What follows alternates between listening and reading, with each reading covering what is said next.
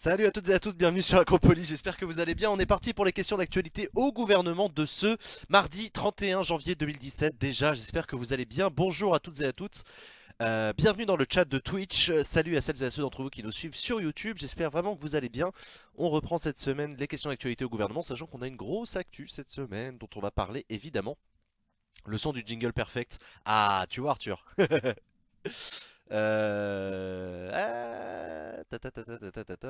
Pile à l'heure pour le jingle, bah voilà, tu vois, parfait. Ça y est, j'ai utilisé un mot censuré, mais non, pas du tout, Xan.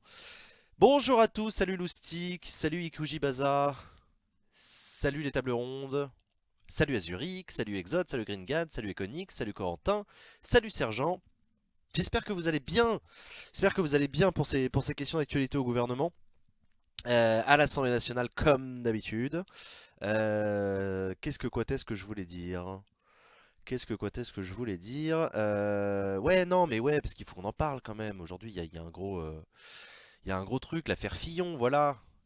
L'affaire Fillon qui va faire parler, vous pensez. Et oui, Terrarien, c'est un peu la grosse actu de l'Assemblée nationale aujourd'hui, puisque le parquet national financier a ouvert une enquête, une information judiciaire, je ne sais plus exactement, sur cette histoire de Pénélope Fillon, la femme de François Fillon, qui aurait été rémunérée pendant longtemps comme assistante parlementaire de son mari et de son suppléant. Et il y a un soupçon d'emploi fictif. Alors, qu'est-ce que ça veut dire que quoi est-ce? Je rappelle à celles et à ceux d'entre vous qui ne le savent pas que les députés et les sénateurs bénéficient en plus de leur rémunération pour leur mandat et de la prise en charge de certains de leurs frais de mandat, ils bénéficient d'une enveloppe budgétaire pour embaucher des collaborateurs pour les accompagner dans l'exercice de leur mission. Ces collaborateurs, on appelle ça des assistants parlementaires ou plutôt des collaborateurs parlementaires, puisqu'ils font un petit peu plus que de l'assistance. Euh, c'est quelque chose de évidemment parfaitement légal, ça existe depuis très longtemps, c'est parfaitement rodé, et tous les députés ont entre 2 et 4 collaborateurs, sachant qu'ils sont libres de les rémunérer comme ils le veulent, tant qu'ils ne dépassent pas l'enveloppe globale pour tous leurs collaborateurs. Voilà, ça c'est d'un côté le travail des collaborateurs parlementaires. De l'autre côté, il y a ce qu'on appelle un emploi fictif. Un emploi fictif, c'est le fait de percevoir de l'argent pour un travail qui, en réalité, et c'est organisé pour ça, n'est pas le travail effectué en réalité. Et c'est notamment les emplois fictifs dans le secteur public qui consistent à être embauché par le secteur public, l'État, une collectivité locale, un hôpital, n'importe quoi, et en réalité faire autre chose de sa vie. Autre chose qui peut par exemple être l'utilisation de moyens détournés, c'est-à-dire percevoir un salaire pour cette tâche-là, mais en réalité passer sa journée à travailler pour autre chose, notamment à faire campagne, à bosser dans un parti, etc. Il y a eu la très célèbre affaire des emplois fictifs de la mairie de Paris, c'était dans les années 90, c'était Alain Juppé, Jacques Chirac qui faisaient bosser des fonctionnaires de la ville de Paris pour le RPR, le parti politique, qui préparait la campagne présidentielle de Jacques Chirac. Voilà. Et donc là, actuellement, le parquet national financier a des soupçons de emploi fictif de la part de Pénélope Fillon qui aurait été payée pendant des années, qui aurait au total, d'après les informations du Canard enchaîné, touché 500 000 euros, mais c'est un total, hein, 500 000 euros c'est pas mensuel, hein, c'est un total sur 8 ans je crois, de rémunération de l'Assemblée nationale, mais Assemblée nationale pour laquelle elle n'aurait visiblement jamais bossé. Enfin, d'après les éléments sur lesquels sont en train d'enquêter justement le parquet national financier. Le parquet national financier qui donc a perquisitionné ce matin l'Assemblée nationale et le bureau de François Fillon à la recherche de documents et notamment, d'après les informations de France Inter, le parquet national financier était à la recherche des contrats de travail de Pénélope Fillon pour vérifier toute cette histoire. C'est moi où il y a plus de casseroles à droite qu'à gauche. Oh, je sais pas si tu peux faire une moyenne comme ça. Je sais pas si tu peux faire une moyenne comme ça. Salut Gigi, merci pour l'émote Mister MV, ça lui fera plaisir. C'était pas 600 000? Non, non, non, non, non, non, c'était 500 000 euros, je crois. Ça dépend des journaux. Ah d'accord, ok. Bon bah il y a un débat alors. Donc voilà, donc ça c'est un petit peu l'affaire qui est en train de secouer l'Assemblée nationale et la sphère politique française. Je dis la sphère politique française puisque François Fillon, comme vous le savez, c'est pas n'importe qui, c'est déjà un ancien Premier ministre et ça c'est pas rien, mais c'est aussi le candidat de la droite, le candidat victorieux de la primaire de la droite et du centre qui représentera donc les couleurs du parti Les Républicains pour l'élection présidentielle de mai prochain. Donc voilà, donc voilà, voilà où est-ce qu'on en est, sachant que François Fillon a annoncé qu'il ne retirerait pas sa candidature, sauf s'il est mis en examen. La mise en examen, je le rappelle, hein, c'est si jamais les enquêteurs du parquet national financier ont suffisamment de soupçons et des soupçons qu'on appelle graves et concordants, alors ils font une mise en examen, c'est-à-dire qu'ils prennent ce qui aujourd'hui est un témoin assisté, je pense, François Fillon, ils le mettent en examen, ça devient un prévenu, et on ouvre une enquête, il a le droit il a le droit à une défense, etc. Et a priori, on se dirige vers un procès. C'est ça une mise en examen. Voilà, c'est très rare qu'une mise en examen soit classée sans suite dans ce genre d'affaires-là. On finit toujours par un procès qui ensuite, voilà. Pourquoi ne demandes-tu pas le partenariat Twitch Group? Ça arrive, Lyon de Tapero, ça arrive. T'inquiète, ça arrive. Vous allez bientôt pouvoir vous abonner à Acropolis et ainsi soutenir le projet, et ça, ce sera cool. Donc voilà, il y a des assistants parlementaires qui ne vont jamais à l'Assemblée nationale, surtout ceux venant de Provence. Surtout ceux venant de province, selon un proche de Fillon. Oui, Gringan, tu as raison. Je rappelle, donc je reviens en arrière sur ce que je disais sur le fait que les parlementaires embauchent des assistants parlementaires. Il faut savoir que les collaborateurs parlementaires, ils sont pas forcément à l'Assemblée nationale physiquement. Vous savez que l'Assemblée nationale, c'est le Palais Bourbon dans le 7e arrondissement à Paris. Mais c'est pas que ça, il y a aussi l'immeuble d'à côté qui est... il y a le 101 rue de l'Université, c'est la rue qui est plutôt par là, et il y a aussi un immeuble à côté. Enfin bref, l'Assemblée nationale, c'est beaucoup de bureaux pour 577 députés, mais aussi les services de l'Assemblée nationale. Il y a quand même pas mal de fonctionnaires qui bossent pour faire tourner la boutique, et les collaborateurs parlementaires qui se partagent des petits bureaux. Les assistants parlementaires de chaque député sont dans ces bureaux-là, mais ils peuvent aussi être sur le terrain, c'est ce qu'on appelle en circonscription. En circonscription, vous pouvez avoir un collaborateur, d'ailleurs la plupart des circonscriptions ont un collaborateur parlementaire du député ou de la députée, qui est présent physiquement dans la ville d'élection, le chef-lieu de la circonscription électorale du député ou de la députée, et il fait un travail de terrain, c'est-à-dire qu'il accompagne le député dans son travail de représentation, mais il le fait sur le terrain, c'est-à-dire qu'il fait le lien avec les équipes politiques des collectivités locales sur le terrain, il fait le lien avec les ministères sur le terrain, il fait remonter les demandes, ils peuvent recevoir aussi des rendez-vous. Par exemple, si vous demain vous demandez un rendez-vous à votre député de chez vous, parce que vous voulez soulever un problème, vous voulez l'alerter sur un truc, vous voulez lui demander un truc, c'est pas sûr que ce soit lui qui vous reçoive, ce sera peut-être son collaborateur ou sa collaboratrice qui vous recevra dans un bureau, qui vous dira bon bah voilà, expliquez-moi, voilà. Donc effectivement, Pénélope Fillon pourrait être ce qu'on appelle une assistante parlementaire en circo, c'est-à-dire volante quoi. Après, il peut aussi y avoir des assistants parlementaires qui ne sont pas en circonscription, ne sont pas à l'Assemblée nationale, mais qui bossent quand même de chez eux ou je sais pas d'où. Mais ça peut aussi exister. Mais pour ça, il faut quand même réussir à démontrer qu'ils font un travail quotidien, enfin qu'ils sont payés effectivement comme assistants parlementaires pour faire un boulot d'assistant parlementaire. Sinon, c'est détournement de fonds publics. Et c'est pas très facile à prouver. Il faut pondre des notes, il faut sortir des mails, il faut démontrer l'activité réelle d'un salarié. C'est pas toujours facile. Donc voilà. Je suis là grâce au live de l'ex-tutor de samedi. Merci à lui. Salut Clément. Salut, merci Nicolas. Merci l'ex-tutor de m'avoir apporté quelques abos. Ça me fait super plaisir. J'espère qu'on pourra faire des lives ensemble. Mais on en a déjà parlé. On continuera à en parler. Le problème, c'est surtout qu'il a basé sa campagne sur Je suis irréprochable moi. Et oui, effectivement, Mariko. Mais ça, globalement, vous savez comme moi qu'aujourd'hui, aucun candidat à une élection ne peut se prévaloir d'être autre chose qu'irréprochable. C'est-à-dire qu'il y a un tel niveau de désamour de la politique vis-à-vis des citoyens et des citoyens vis-à-vis de la politique que c'est juste pas possible aujourd'hui d'être soupçonné ou mis en examen pour emploi fictif, détournement de fonds publics et maintenir sa candidature à l'élection présidentielle. Donc effectivement, François Fillon, une des raisons pour laquelle il a gagné l'élection de la primaire, c'est qu'il peut se prévaloir d'une image de mec qui effectivement n'a pas de casserole au cul comme Nicolas Sarkozy, n'avait pas de casserole au cul comme Alain Juppé. Enfin, il n'y avait plus de casserole au cul Alain Juppé, mais il en a eu par le passé. Donc voilà, il y avait effectivement ce côté, moi je suis tout propre, j'ai les mains blanches. Voilà. C'est Fillon qui doit prouver qu'elle a bossé ou le parquet qu'elle faisait des confitures. Ah, c'est une bonne question ça, Fanny. Non, la charge est à l'accusation, donc non, c'est effectivement le parquet qui doit apporter la preuve que Pénélope Fillon ne travaillait pas pour l'Assemblée nationale, et c'est la défense, donc Fillon et ses avocats, qui vont devoir apporter la démonstration qu'elle bossait bien pour l'Assemblée nationale. Sinon, Acropolir d'hier était cool, j'ai juste vu le replay, mais les nouveaux chiens de garde est vraiment excellent. Ok, bah merci, ça fait toujours plaisir d'avoir des compliments sur les émissions d'Acropolis. En France, c'est au parquet de prouver qu'elle faisait des confitures, voilà, c'est bien ça. D'accord, si donc, ce sera à quelle heure l'Assemblée nationale? Ce sera dans 20 minutes. Dans 20 minutes, on est en direct de l'Assemblée nationale pour les questions d'actualité au gouvernement. Petit rappel à la présomption d'innocence. Effectivement, Clément, tu as raison. Présomption d'innocence oblige. Je ne parle depuis tout à l'heure que de soupçons. Rien n'est démontré. Je suis pas enquêteur, je suis pas journaliste. Voilà. Donc il y a des soupçons. Écoutez, laissez la police faire son travail. Croyez bien que dès nous aurons de plus en plus d'informations, vous en serez les premiers informés. Faire des confitures, ça veut dire faire autre chose que bosser pour l'Assemblée nationale. Parce que pour moi, en France, la charge de la preuve est au parquet. Non. Là, c'est les enquêteurs en l'occurrence. Alors, s'il est mis en examen et qu'il ne se présente plus, comment ça va se passer pour le parti Les Républicains? C'est une excellente question, Woolix. Sache que je n'ai pas la question, je n'ai pas la réponse et personne ne l'a à l'heure actuelle.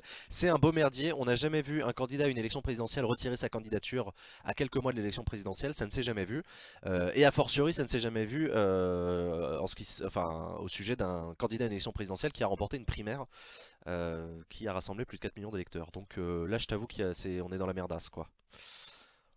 Jean, as-tu vu le docu sur Mélenchon hier sur France 3? Non, je l'ai pas vu, Sergent. Existe-t-il une peine d'inéligibilité à vie ou seulement quelques années? Et ne peut-on pas légiférer dessus? Alors si on peut légiférer dessus, on peut légiférer sur tout. Est-ce que ça existe l'inéligibilité? Oui. Est-ce qu'elle est à vie?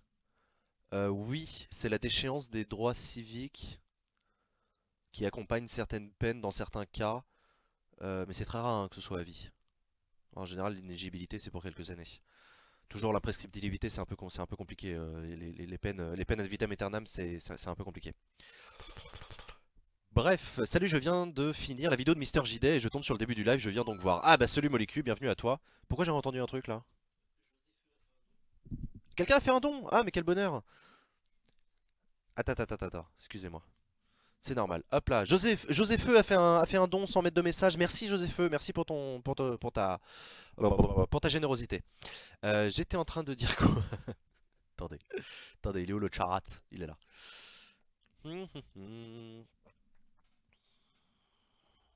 Jamais vu, enfin DSK a bien dû rebrousser chemin la dernière fois. Ah mais il n'était pas investi DSK, il n'était pas investi du tout. Il n'était pas candidat, d'ailleurs il avait même pas déclaré son envie d'être candidat.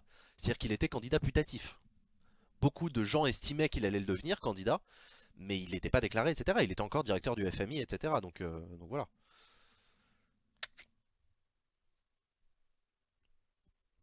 Donc c'était avant la primaire et tout. Non, non, ça s'est vraiment jamais vu. GG José, bah t'as eu, tout le monde te kiffe, c'est trop cool. Dommage, il est très intéressant et assez neutre, même si le journaliste qu'il a fait est d'extrême gauche a une sympathie pour lui qu'il reconnaît. Ah, tu parles du truc de Mélenchon? Non, je t'avoue, j'ai pas eu le temps de regarder hier soir. C'est quoi l'affaire des 300 000 euros que doit Marine Le Pen à l'Union Européenne? Très bonne question, Raph, c'est à peu près exactement la même chose que Fillon vis-à-vis de l'Assemblée nationale. Alors là, pour le coup, c'est pas présomption d'innocence parce que ça a été démontré. Le Front National, les élus Front National au Parlement européen ont embauché pendant plusieurs années sur des fonds européens des collaborateurs qui n'ont rien branlé pour le Parlement européen. Donc c'était objectivement des emplois fictifs. Et la procédure du Parlement européen est en cours pour que Marine Le Pen rembourse l'argent qu'elle a utilisé à des fins contraires aux règles du Parlement européen. Donc voilà, donc le Front National doit 300 000 euros et je crois qu'ils ont jusqu'à ce soir minuit pour les rembourser. Sinon c'est pampan cucu avec majoration. Je sais pas exactement comment ça se passe, mais voilà. Voilà. Y a-t-il une différence entre la notion de fonds public et argent public? Non, là en l'occurrence il n'y a pas de différence. Voilà, fonds public, argent public, c'est du pognon public avec des règles très précises quant à sa collecte et à son utilisation. Il n'est pas directement du putatif à... Je vais éviter de terminer cette phrase, putain t'es con. Comme Jacques Chirac à la mairie de Paris, effectivement. Que le Parlement européen réclame, ouais voilà, vous êtes 340 000 euros Jennifer, d'accord. Euh, genre elle a juste à rembourser et c'est tout? Bah oui. Oui, il faut croire que c'est l'arrangement qui a été trouvé. Je sais pas, elle a pu être condamnée à rembourser. Je sais pas si c'est une condamnation ou si c'est la règle interne au Parlement européen. Au Parlement européen, les députés n'ont pas le droit d'embaucher des membres de leur famille. Oui, ça effectivement, Jennifer, merci de le préciser. À la différence de la France, au Parlement européen, il n'est pas, il est pas autorisé d'employer sa femme, son fils, son gendre, son cousin, tout ça. Euh, Non, je sais pas s'il y a une condamnation dans le cadre de l'affaire Le Pen au Parlement européen. Mais c'est une des raisons pour lesquelles on entend relativement peu le Front National taper sur François Fillon sur cette histoire de Penelope Gate parce que le Front National n'est pas du tout blanc dans cette histoire. Enfin, dans ce genre d'histoire, je veux dire. En gros, si Marine Le Pen ne paye pas chaque mois, il y a une majoration de sa rémunération pour son travail au Parlement européen et elle a dit qu'elle n'allait pas payer. Ah, d'accord, donc on se dirige vers un conflit entre Marine Le Pen et le Parlement européen.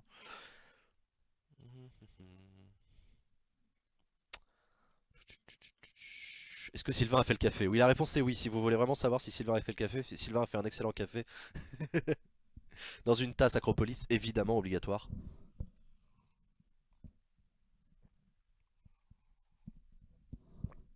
DSK était candidat à la primaire citoyenne de 2011 avant qu'il n'y ait l'affaire du Sofitel de New York.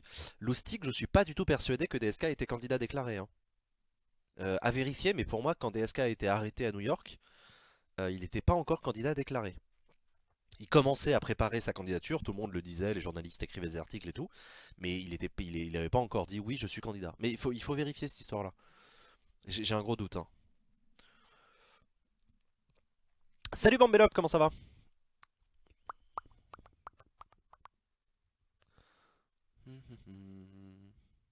Il n'était pas déclaré, d'accord, on est bien d'accord. Techniquement, DSK n'était pas candidat déclaré, ok, on est d'accord. Donc voilà, voilà. Donc ça c'est pour l'affaire Pénélope Fillon. Est-ce qu'on va en entendre parler dans l'hémicycle? Je sais pas. Sachant que les députés feraient bien de faire gaffe sur cette histoire-là, puisqu'il y a deux choses dans l'histoire de Pénélope Fillon. Il y a la potentielle infraction à la loi qui consisterait à faire avoir un emploi fictif. Donc ça c'est une chose sur laquelle enquête le parquet national financier. Et il y a un autre pan de l'affaire qui n'est pas illégal, mais qui est condamné par l'opinion publique, c'est le fait d'embaucher des membres de sa famille. C'est pas interdit quand on est député ou sénateur d'embaucher un membre de sa famille, mais c'est très mal vu par l'opinion publique qui considère que c'est une preuve d'un espèce de népotisme de gens au-dessus des lois qui payent leurs proches avec l'argent public, qui est une manière de garder le pognon dans la famille. C'est très mal vu, même s'il y a des collaborateurs familiaux qui font effectivement du taf, ça reste très mal vu. Et là, de ce point de vue-là, les députés auraient beau jeu d'un petit peu la mettre en veilleuse parce qu'il y a quand même un député sur cinq qui emploie un membre de sa famille ou qui a employé un membre de sa famille au cours du quinquennat. Donc voilà, c'est largement répandu à droite à gauche. C'est pas un truc, même au groupe GDR, les proches de Jean-Luc Mélenchon, il y a au moins un député qui embauche un membre de sa famille. C'est François Assensy, je crois, hein, c'est à vérifier. Mais, euh, mais voilà. Donc, est-ce qu'on se dirige vers la fin de cette pratique? Je sais pas. En tout cas, vous avez vu dans le dernier débat de la primaire entre Manuel Valls, dans la primaire de la gauche entre Manuel Valls et Benoît Hamon, qu'il y a une question qui leur a été posée sur est-ce que vous souhaitez interdire ce genre de pratique et ils ont tous les deux dit oui, ils étaient favorables à ce qu'on interdise le fait d'embaucher un membre de sa famille. Quelle est la position de Mélenchon sur la Syrie? C'est une excellente question des kétos, j'ai pas la réponse. Vont-ils parler des réfugiés à la suite des restrictions de Trump? Oui, Arcturus, c'est pas du tout impossible, euh, puisque parmi l'actualité, indépendamment du Penelope Gay qui agite la France, il y a aussi une affaire qui agite le monde. C'est le décret adopté par Trump qui interdit l'entrée sur le territoire américain des ressortissants de plusieurs pays arabes, notamment l'Iran. Voilà, ça pose énormément de questions. C'est un décret qui est surnommé Muslim Ban, qui veut dire interdiction des musulmans, enfin voilà,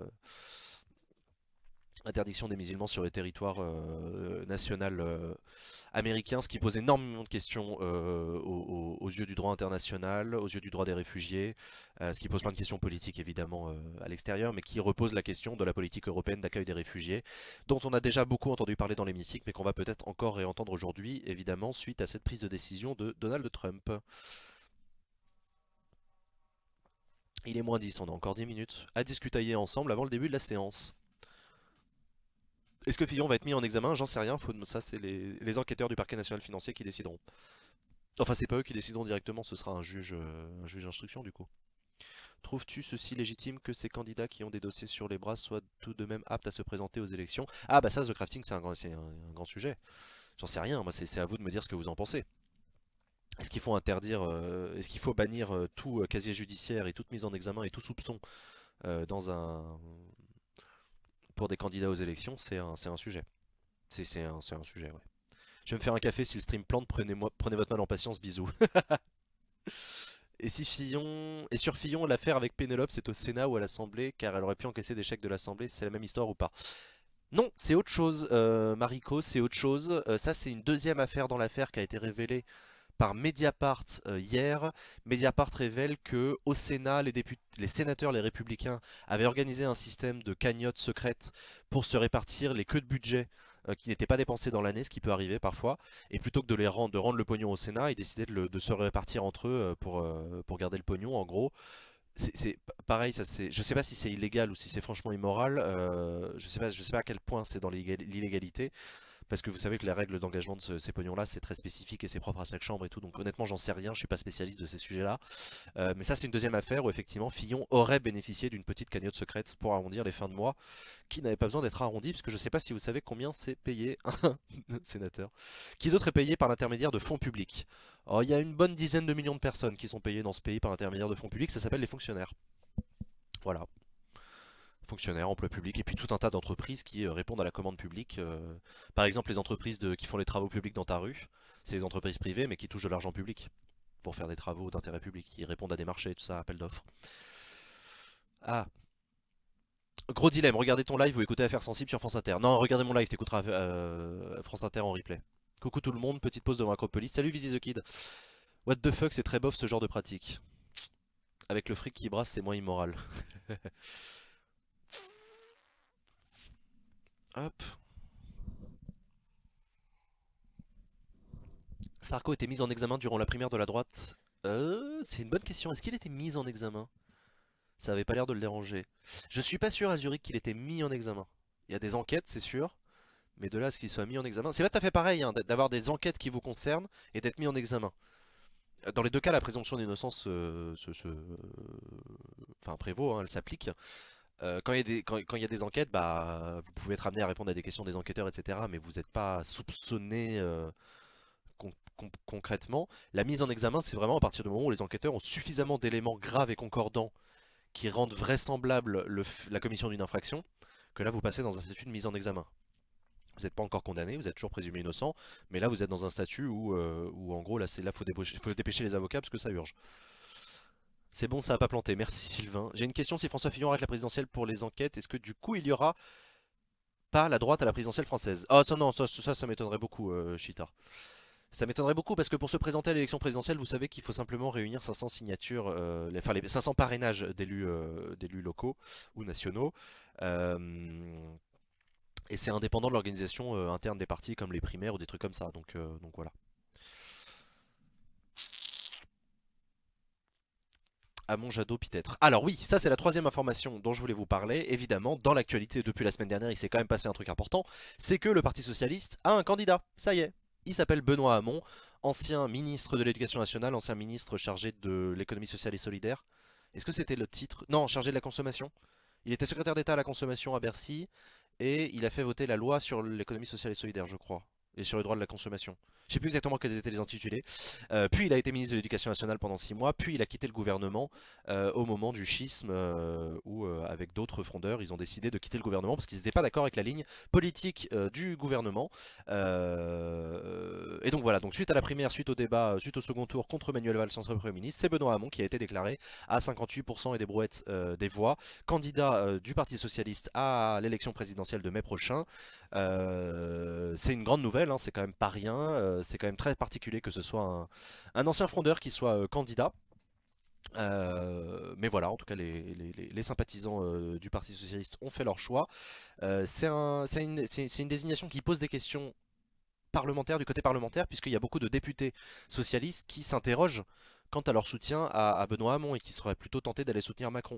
Et la raison à ça, c'est qu'il y a plein de députés qui n'étaient pas des frondeurs, qui étaient même opposés aux frondeurs pendant tout le quinquennat, qui ont assumé de voter les textes du gouvernement et qui là du coup se disent mais pourquoi est-ce que j'irais soutenir un mec qui va dire tout au long de la campagne que tout ce que j'ai voté pendant 5 ans c'est de la merde. Voilà, mettez-vous dans la peau d'un député socialiste qui a soutenu le gouvernement pendant 5 ans. Il a soutenu des lois difficiles, il a soutenu la loi travail, il a soutenu le 49.3, il a soutenu des trucs y compris jusqu'à la déchéance de nationalité, etc. Donc il a avalé des coups. Enfin voilà, il a fait un travail parlementaire parce qu'il a estimé que c'était son rôle.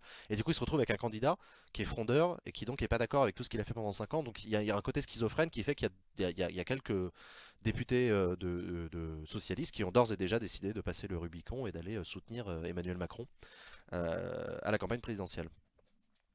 Donc voilà. Ah pardon. On va voir qu'ils sont peu nombreux de droitards à quitter le PS, bah ça j'en sais rien. Et évidemment, il y a un grand sujet qui est de savoir est-ce que Benoît Hamon, Jean-Luc Mélenchon et Yannick Jadot vont travailler ensemble pour éventuellement faire une candidature commune à la présidentielle, ce qui serait la meilleure chance pour eux de ne pas être éliminés dès le premier tour, et encore que. Donc voilà, donc il y a une question qui se pose. Hamon a d'ores et déjà déclaré qu'il voulait travailler avec Jadot. Ils se sont rencontrés d'ailleurs, je crois, ce matin. Donc ils discutent. Avec Mélenchon, par contre, je crois que Mélenchon a d'ores et déjà annoncé qu'il voulait pas se rallier d'une manière ou d'une autre. Donc voilà. Mais bon, ce serait pas inintéressant qu'ils présentent des candidats communs dans toutes les circonscriptions en juin prochain, mais alors ça j'y crois pas une seconde. Alors vraiment, que le PS accepte de retirer son candidat pour laisser passer un mélenchoniste, ça j'y crois pas une seconde. Et inversement d'ailleurs, hein. Tant qu'un candidat n'est pas au moins mis en examen, on ne peut pas le sanctionner, sinon c'est la porte ouverte à n'importe quelle calomnie. Bah oui, Miobis, oui, oui, c'est un petit peu la difficulté, hein. C'est un petit peu la difficulté. C'est-à-dire que c'est très facile d'ouvrir une enquête sur à peu près tout le monde et n'importe qui, hein. Prenez par exemple, un autre exemple, un contrôle fiscal. Un contrôle fiscal, ça ne veut pas dire que vous avez fraudé le fisc. C'est juste que le fisc va vérifier.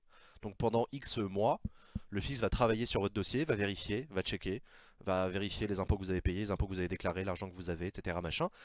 À la fin, il y a éventuellement une condamnation ou une conciliation, ou alors rien du tout. Peut-être qu'à l'issue d'un contrôle fiscal, le fisc dit bon bah non c'est bon, on a vérifié, vous avez bien déclaré le bon montant, vous avez bien payé le bon montant, merci, bonne fin de journée, au revoir. Est-ce que vous pouvez soupçonner enfin est-ce qu'il y a quelqu'un qui sous prétexte qu'il a un contrôle fiscal doit arrêter d'être candidat à des élections, etc. Bah non, en fait, il faut attendre la condamnation, enfin, il faut attendre la fin, il faut attendre le résultat du truc. Bah là, c'est pareil dans le cadre d'une enquête. Donc voilà. D'ailleurs, que penses-tu de la stabilité du PS? Penses-tu que la scission idéologique actuelle du parti ne va pas le faire imploser avant ou à la fin de l'élection présidentielle? C'est une bonne question, Gigi. C'est une bonne question. Moi, j'en sais rien. Je suis pas météorologue du Parti socialiste. Je sais pas, il y a une partie de moi qui a envie de te dire qu'effectivement le Parti Socialiste est déchiré entre deux gauches et que je vois pas comment il pourrait survivre. Et il y a une autre partie de moi qui a envie de te rappeler que l'histoire du Parti Socialiste au cours du siècle qui vient de s'écouler, c'est uniquement ça. Voilà, l'histoire du Parti Socialiste, c'est ça. C'est des déchirures graves, c'est la fabrication d'un compromis entre deux gauches parfois irréconciliables, c'est la capacité à concilier l'idéal républicain avec le mouvement ouvrier au début du XXe siècle, puis ça a été la capacité à réunir, à faire l'union des gauches au moment du Front Populaire, puis ça a été François Mitterrand, le programme commun à faire travailler des communistes avec l'idée de gouvernement dans un monde capitaliste. Voilà, c'est Lionel Jospin avec les 35 heures, les nationalisations, etc. C'est François Hollande aussi, la synthèse entre un Manuel Valls et un Benoît Hamon. Voilà, c'est ça l'histoire du Parti Socialiste. Donc du coup, est-ce qu'il va éclater? J'en sais rien. J'en sais rien, je sais pas. Le PS est déchiré depuis 50 ans, mais depuis un siècle il est déchiré le PS. C'est le principe même du PS. C'est la maison commune de tous les socialistes. Donc franchement, effectivement entre deux socialistes, parfois c'est le jour et la nuit, hein, mais c'est le jour et la nuit, ils vivent quand même dans la même maison, quoi.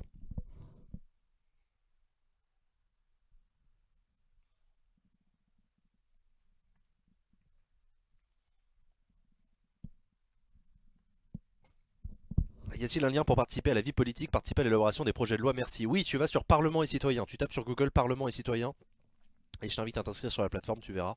Tu vas pouvoir travailler sur les projets de loi. Petite candidature de Bayrou ce soir. Ah oui, tiens, c'est une bonne raison. C'est une bonne question. Ah, parce que du coup, il fait un plateau ce soir, Bayrou? Il est invité de France 2, TF1, je sais pas. Le son grésille pas mal, ça vient de moi. Ah oui, j'ai l'impression que Zach, t'es le seul à faire parler de ça. T'es le seul à parler d'un grésillement. On verra.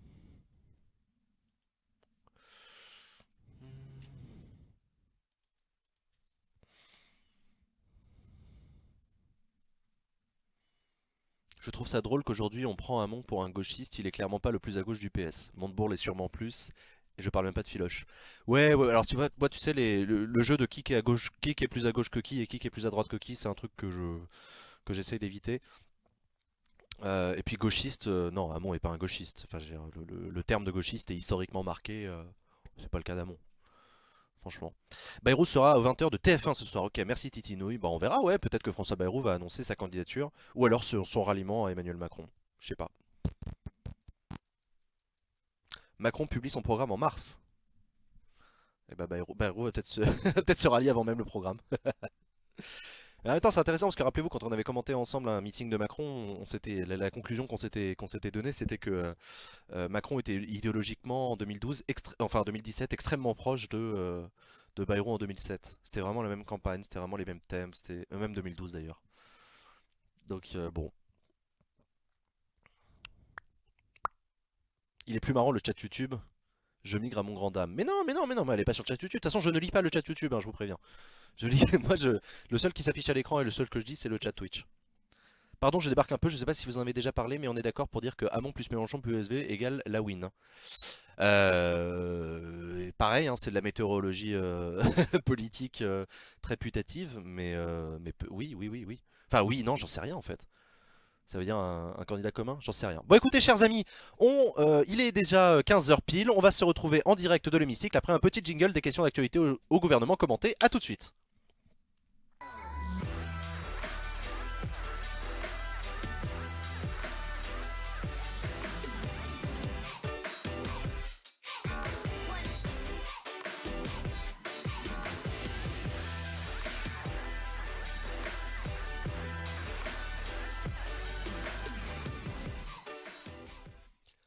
Allez, on est en direct de l'Assemblée nationale pour cette séance de questions d'actualité au gouvernement qui va commencer d'une minute à l'autre. Quand le président de séance sera entré, le président de séance c'est le président de l'Assemblée nationale, Claude Bartolone himself, qui va faire son entrée. Une amie me disait que Macron concevait son programme à partir de groupes de discussion. Oui, effectivement. C'est pas le seul, hein. À peu près tous les candidats fonctionnent de cette manière-là, mais Macron il a fabriqué son programme avec, comment ça s'appelle? Les gens du parti En Marche qui sont allés à la rencontre des Français, qui ont fait des diagnostics et qui ont travaillé en groupe de réflexion, machin. Mais je vous rassure, toutes les campagnes électorales fonctionnent de cette manière-là. Question technique, est-ce que l'extension Acropolis de navigateur pourra linker vers Twitch ou laisser les choix entre Twitch et YouTube? Je ristote, la réponse c'est oui, il faut juste que je le fasse. Voilà, il faut que je me sorte les doigts et que je fasse la redirection, l'extension Acropolis. Je rappelle pour celles et ceux d'entre vous qui ne l'avaient pas encore que je vous invite à télécharger l'extension Acropolis sur votre navigateur. C'est une extension qui a une seule utilité, c'est qu'elle vous prévient dès que Acropolis est en live. Voilà, vous avez juste à cliquer, vous arrivez sur Acropolis. Une petite notif de temps en temps. Et aujourd'hui, quand vous cliquez dessus, elle vous renvoie vers YouTube. Et mon but, c'est qu'elle vous renvoie vers Twitch. Mélenchon est parti à la baisse dans les sondages avec l'arrivée de Hamon au devant de la scène. Ce serait peut-être une nouvelle réalité. Oui, effectivement, moi je pense que l'élection de Hamon, enfin la candidature de Hamon est une mauvaise nouvelle pour Jean-Luc Mélenchon à l'élection présidentielle. On verra.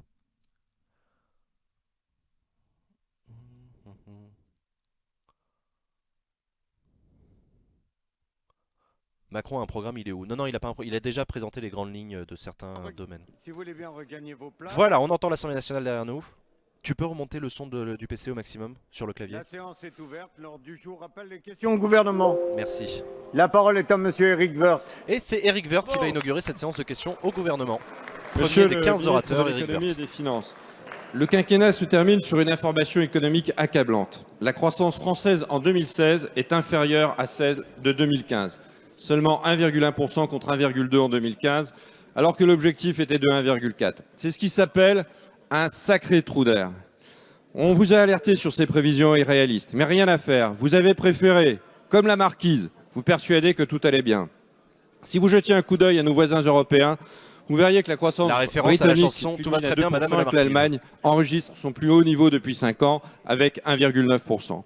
Vous vous félicitez ce matin d'une croissance qui témoigne, je vous cite, d'une activité dynamique. J'imagine que c'est un trait d'humour, à moins que vous ne parliez de nos voisins européens. La vérité est qu'en France, la croissance diminue avec le chômage de masse. Alors qu'on voit perdure. derrière l'épaule d'Éric Woerth Votre une bataille pour être dans le cadre de la caméra entre Lucien de Gauchy qui a été dégagé par d'avoir fait un travail formidable comment il s'appelle, pour libérer l'économie Dassault, et relancer Olivier Dassault. l'activité. Voilà, c'est Olivier Et Dassault confronté qui à fait la un grand sourire avec réalité, sa barbiche. La loi pour Pendant la qu'Éric croissance, Woerth parle, Éric Woerth, loi vous vous en Macron, rappelez, c'est un ancien est devenue ministre la du budget loi de 2007 pour à le 2010. ralentissement de la croissance. Non, il était ministre Bravo, de François Fillon, belle ministre du performance. Travail, puis Alors je ministre ne du doute pas budget. que vos services vont trouver de bonnes raisons pour expliquer ce mauvais chiffre. Il est membre de la Mais la commission des seule affaires chose qui compte étrangères. aux yeux Il a des été mis en Français, examen dans ce sont l'affaire les résultats. Bettencourt pour trafic d'influence. Votre politique en 2012. économique ne suit aucune direction. Un jour, j'augmente les impôts, le lendemain, je les baisse. Un jour, j'augmente la dépense publique, le lendemain, je la réduis. Les Français payent votre politique au prix fort. J'ajoute que l'inflation sera plus forte que prévu. Avec une croissance faible, c'est moins de pouvoir d'achat pour les ménages. Au-delà de nos divergences politiques, vous conviendrez que si on ne fait pas le bon Il diagnostic, cumule quoi? C'est on une ne bonne trouve question, pas je les vais dire bonnes ça tout de solutions. suite. Alors, Monsieur le Ministre, quand allez-vous enfin ouvrir Voilà, donc les c'est une yeux question sur la typique de situation l'opposition l'économie qui, et en fin de de l'emploi quinquennat, en France. demande au gouvernement qu'est-ce que vous branlez La parole est à votre Monsieur Michel bilan est très Sapin, mauvais. ministre de l'économie et des Finances. Merci, Monsieur le Président. Et on va voir la réponse du Mesdames gouvernement. et Messieurs les députés, Monsieur le député Vert, Monsieur le Ministre. Les chiffres ont été donnés ce matin par l'INSEE. Il est donc parfaitement légitime et normal que vous interrogiez le gouvernement sur ce qu'on appelle la croissance. Éric pour Vert, l'année il est maire de la ville de 2016. Cantilienne. Comme vous le savez aussi, l'INSEE a donné des informations sur la croissance. Non, pardon, il est maire de Chantilly. De l'année 2016. Il est maire de Chantilly des et il est informations président de la aussi communauté sur de ce à quoi communes elle s'attend, de l'aire de cette Cantilienne. INSEE, Voilà. Au début de cette année 2017. Comme vous le savez, même si vous ne l'avez pas dit, je comprends que nous sommes dans une période où il est difficile de faire des compliments au gouvernement que par ailleurs vous combattez. La croissance a été forte à la fin de l'année 2016 et elle sera forte au début de cette année 2017, ce qui conforte les prévisions de croissance pour l'année 2017. Mais je reviens sur l'année 2016. Voilà. Il y a une embrouille sur les Quelles chiffres sont les entre caractéristiques de ce que j'appellerais Sapin, l'activité le ministre du économique budget en qui France essaye au cours de de l'année l'économie 2016. et des finances. La Oui, c'est ça, première le ministre de l'économie et des finances qui Monsieur le défend ministre, les prévisions de vous savez, croissance en regardez disant ces que c'est chiffres. pas si mal que ça, Vous que avez la été, France est si sur je la puis pente dire, à ma ascendante. place, vous savez, Et Éric Woerth qui a commencé sa regardez question en disant et dire la France effectivement ce s'effondre, qu'ils c'est sont. complètement La nul première notre croissance, caractéristique alors que nos voisins de allemands, eux, ils sont à l'activité 1,9% économique de c'est prévision. que l'investissement des entreprises a repris et à un niveau très fort. Et l'investissement des entreprises, c'est décisif pour l'activité économique et deuxième élément d'information pour la création d'emplois, parce que vous savez que l'année 2016, et c'est ça qui compte aux yeux des Français, c'est que le nombre des emplois qui a été créé a permis, enfin, me direz-vous, de faire reculer le chômage. La deuxième caractéristique, c'est que la consommation des ménages, le pouvoir d'achat des ménages ayant augmenté, cela a aussi soutenu l'activité. L'explication de la différence que vous avez raison de souligner, je ne veux pas nier les différences. Voilà, entre Michel le Sapin qui résultat met en avant et la les prévisions prévision, d'investissement des qui sont entreprises qui sont à la hausse 0,2% et tiennent la à courbe ce du qui chômage dans le qui monde agricole. s'inverse, Et l'INSEE mais très même tardivement, juge que à c'est la toute fin du 0,2% quinquennat. de croissance en moins. C'est une réalité, je ne vais pas pour la nier. Pour le reste, l'activité a été soutenue en Merci, 2016 Monsieur et le plus forte ministre. encore en 2017. La parole est à Madame Seba Dagoma. C'est à la députée Seba Dagoma de prendre la parole à son tour après cette réponse de Michel Sapin. Monsieur le Président, mes chers collègues, ma question s'adresse au Premier ministre. Monsieur le Premier ministre, dimanche, le Canada a été frappé par un attentat terroriste. 6 citoyens canadiens de confession musulmane ont été assassinés dans une mosquée. Nous dénonçons cet acte avec force et nous voulons ici témoigner de la solidarité de notre pays. Mes chers collègues, le président américain Donald Trump a signé la semaine dernière un décret funeste qui rompt avec la tradition politique de son pays. L'entrée aux États-Unis est désormais refusée à tous les demandeurs d'asile pendant 120 jours et aux ressortissants de 7 pays considérés comme des viviers terroristes. Les aéroports sont désormais le théâtre de véritables drames humains. Les destins d'hommes, de femmes et d'enfants se sont brisés. Peu importe qui ils sont, peu importe s'ils fuient la guerre, peu importe s'ils disposent d'un visa, peu importe leur histoire et leur identité. Cette décision est pour lui un symbole. Pour des milliers de personnes, c'est une tragédie. Beaucoup avaient choisi les États-Unis pour reconstruire leur vie, ils en sont désormais chassés. Face à cela, des millions de citoyens américains se mobilisent. Nous soutenons ces âmes qui protègent le Où rêve elle veut en américain. venir Écoute, Terrarien, Seba Dagoma, la députée grâce de à la 5e l'immigration. circonscription de Paris, Monsieur le Premier qui est en train la d'interroger France le gouvernement a vécu des sur, heures sombres. Elle a été prouvée à plusieurs sur les actions à reprises. prendre Nous savons contre ce que Donald Trump signifie suite à sa être touché décision dans sa de chair. bannir tous les Nous musulmans sommes aux côtés de tous ceux qui voudraient combattent rentrer sur le territoire. terrorisme. Et elle a commencé sa Mais question nous en faisant un ne pouvons lien pas avec accepter qu'au l'attentat nom de la qui a lutte frappé une contre le mosquée terrorisme, au Canada, au nos Québec, pays renoncent à ce qui fonde leur qui a été force, le droit, perpétré la par liberté, un proche de l'extrême droite. l'égalité. Monsieur le Premier ministre, alors que les États-Unis tournent le dos à nos valeurs communes, comment la France mobilise-t-elle la communauté internationale pour contester les projets de l'administration Trump? Je vous remercie. Voilà, Merci, que va faire Madame la France Dagoma. contre La Donald parole Trump? C'est la est question à en Monsieur substance le qui est posée Premier par Seba ministre Dagoma. Bernard Je Cazeneuve. précise que Seba Dagoma, elle est présidente du conseil d'administration de Business France. Seba Dagoma, il y a beaucoup Voilà. de sujets dans la Business question France que qui est vous un avez groupe qui posée à est chargé de l'instant. Il y a représenter d'abord l'intérêt de la l'investissement en tragédie France à qu'a l'étranger. connue, le Canada, dimanche dernier, avec la mort de 6 personnes dans une mosquée, de nombreux blessés, occasionnés par un acte violent à caractère terroriste. Je veux exprimer au peuple canadien, au Premier ministre du Québec, Philippe Couillard, au Premier ministre canadien, Justin Trudeau, toute notre compassion, toute Justin notre Trudeau. solidarité dans cette épreuve terrible que traverse le Canada. Nous avons été, vous l'avez dit vous-même, frappés dans notre chair à plusieurs reprises par le terrorisme.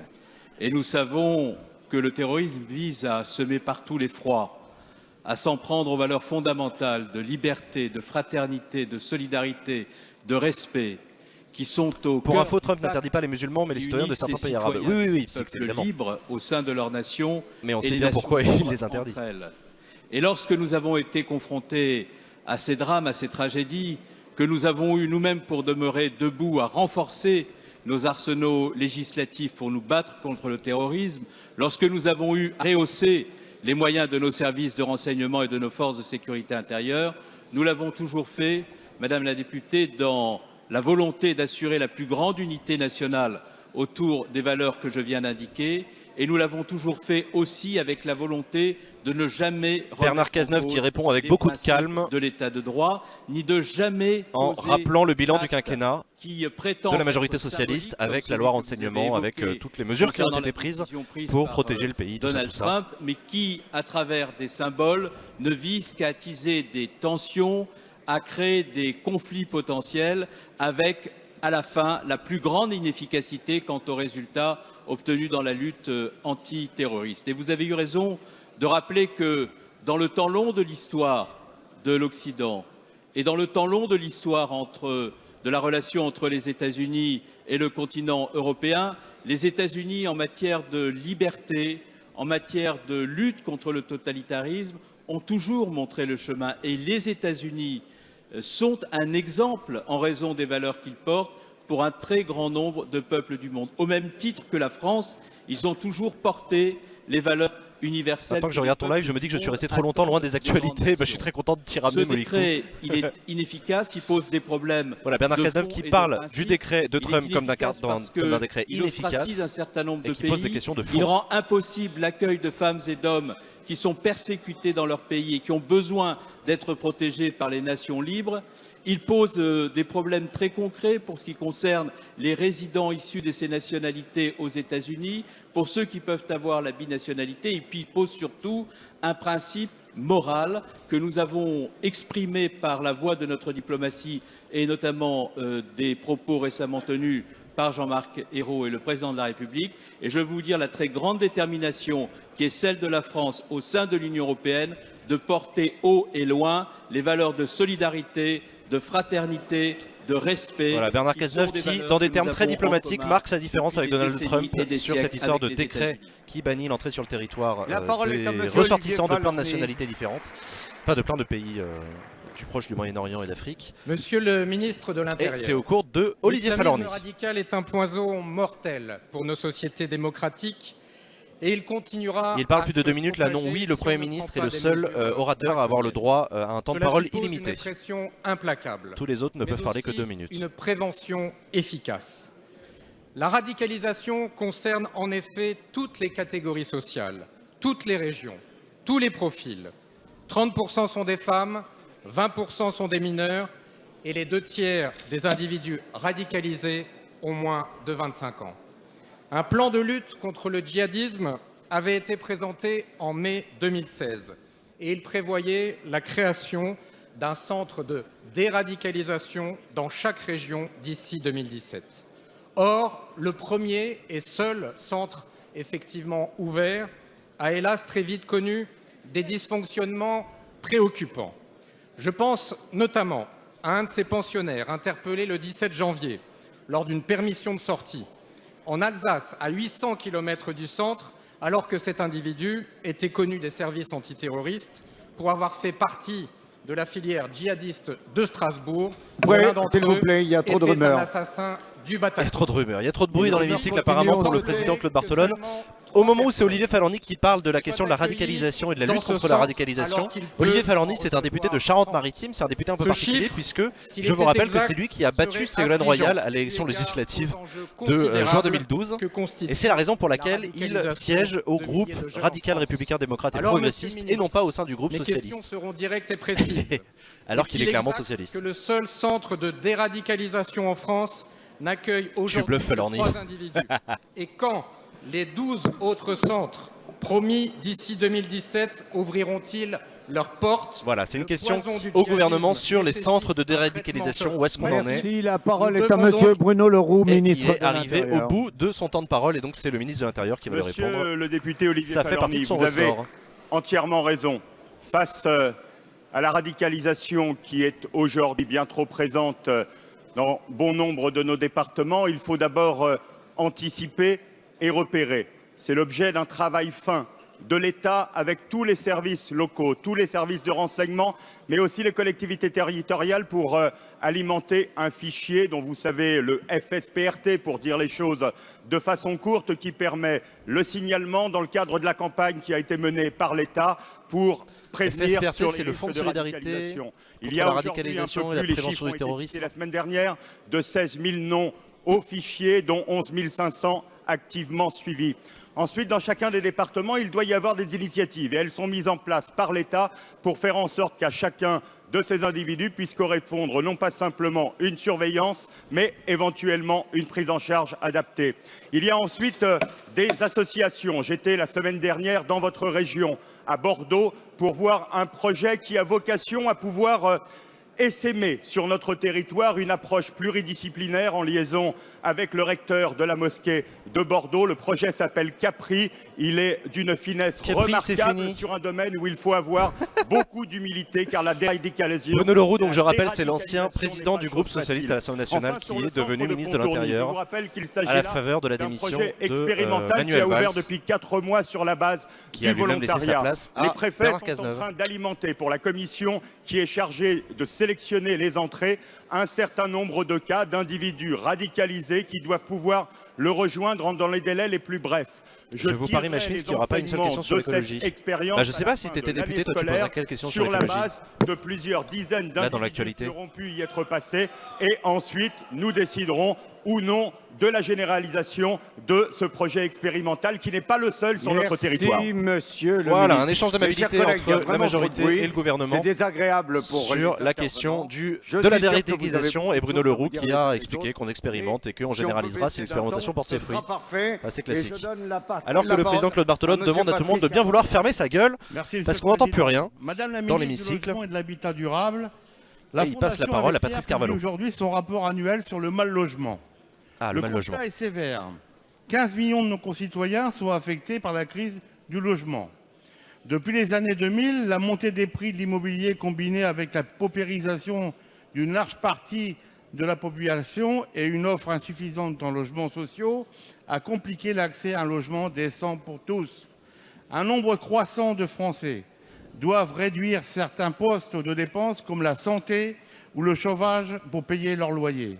Avec moins de 400 000 logements bâtis par an au cours du quinquennat, le rythme de construction est resté très insuffisant. Le dispositif Pinel et ses 1,4 milliard d'euros d'avantages fiscaux n'étaient pas conditionnés au caractère La ministre du Logement, social Emmanuel des Cos, qui a l'air de logements. se marrer au moment où Patrick Carvalho lui pose s'est une en question outre sur le mal logement. engagé des aides à la pierre, ne contribuant plus qu'à hauteur de 70 millions d'euros sur les 200 millions de subventions au secteur HLM. Cela a entraîné un renchérissement des coûts et des prix des nouveaux logements.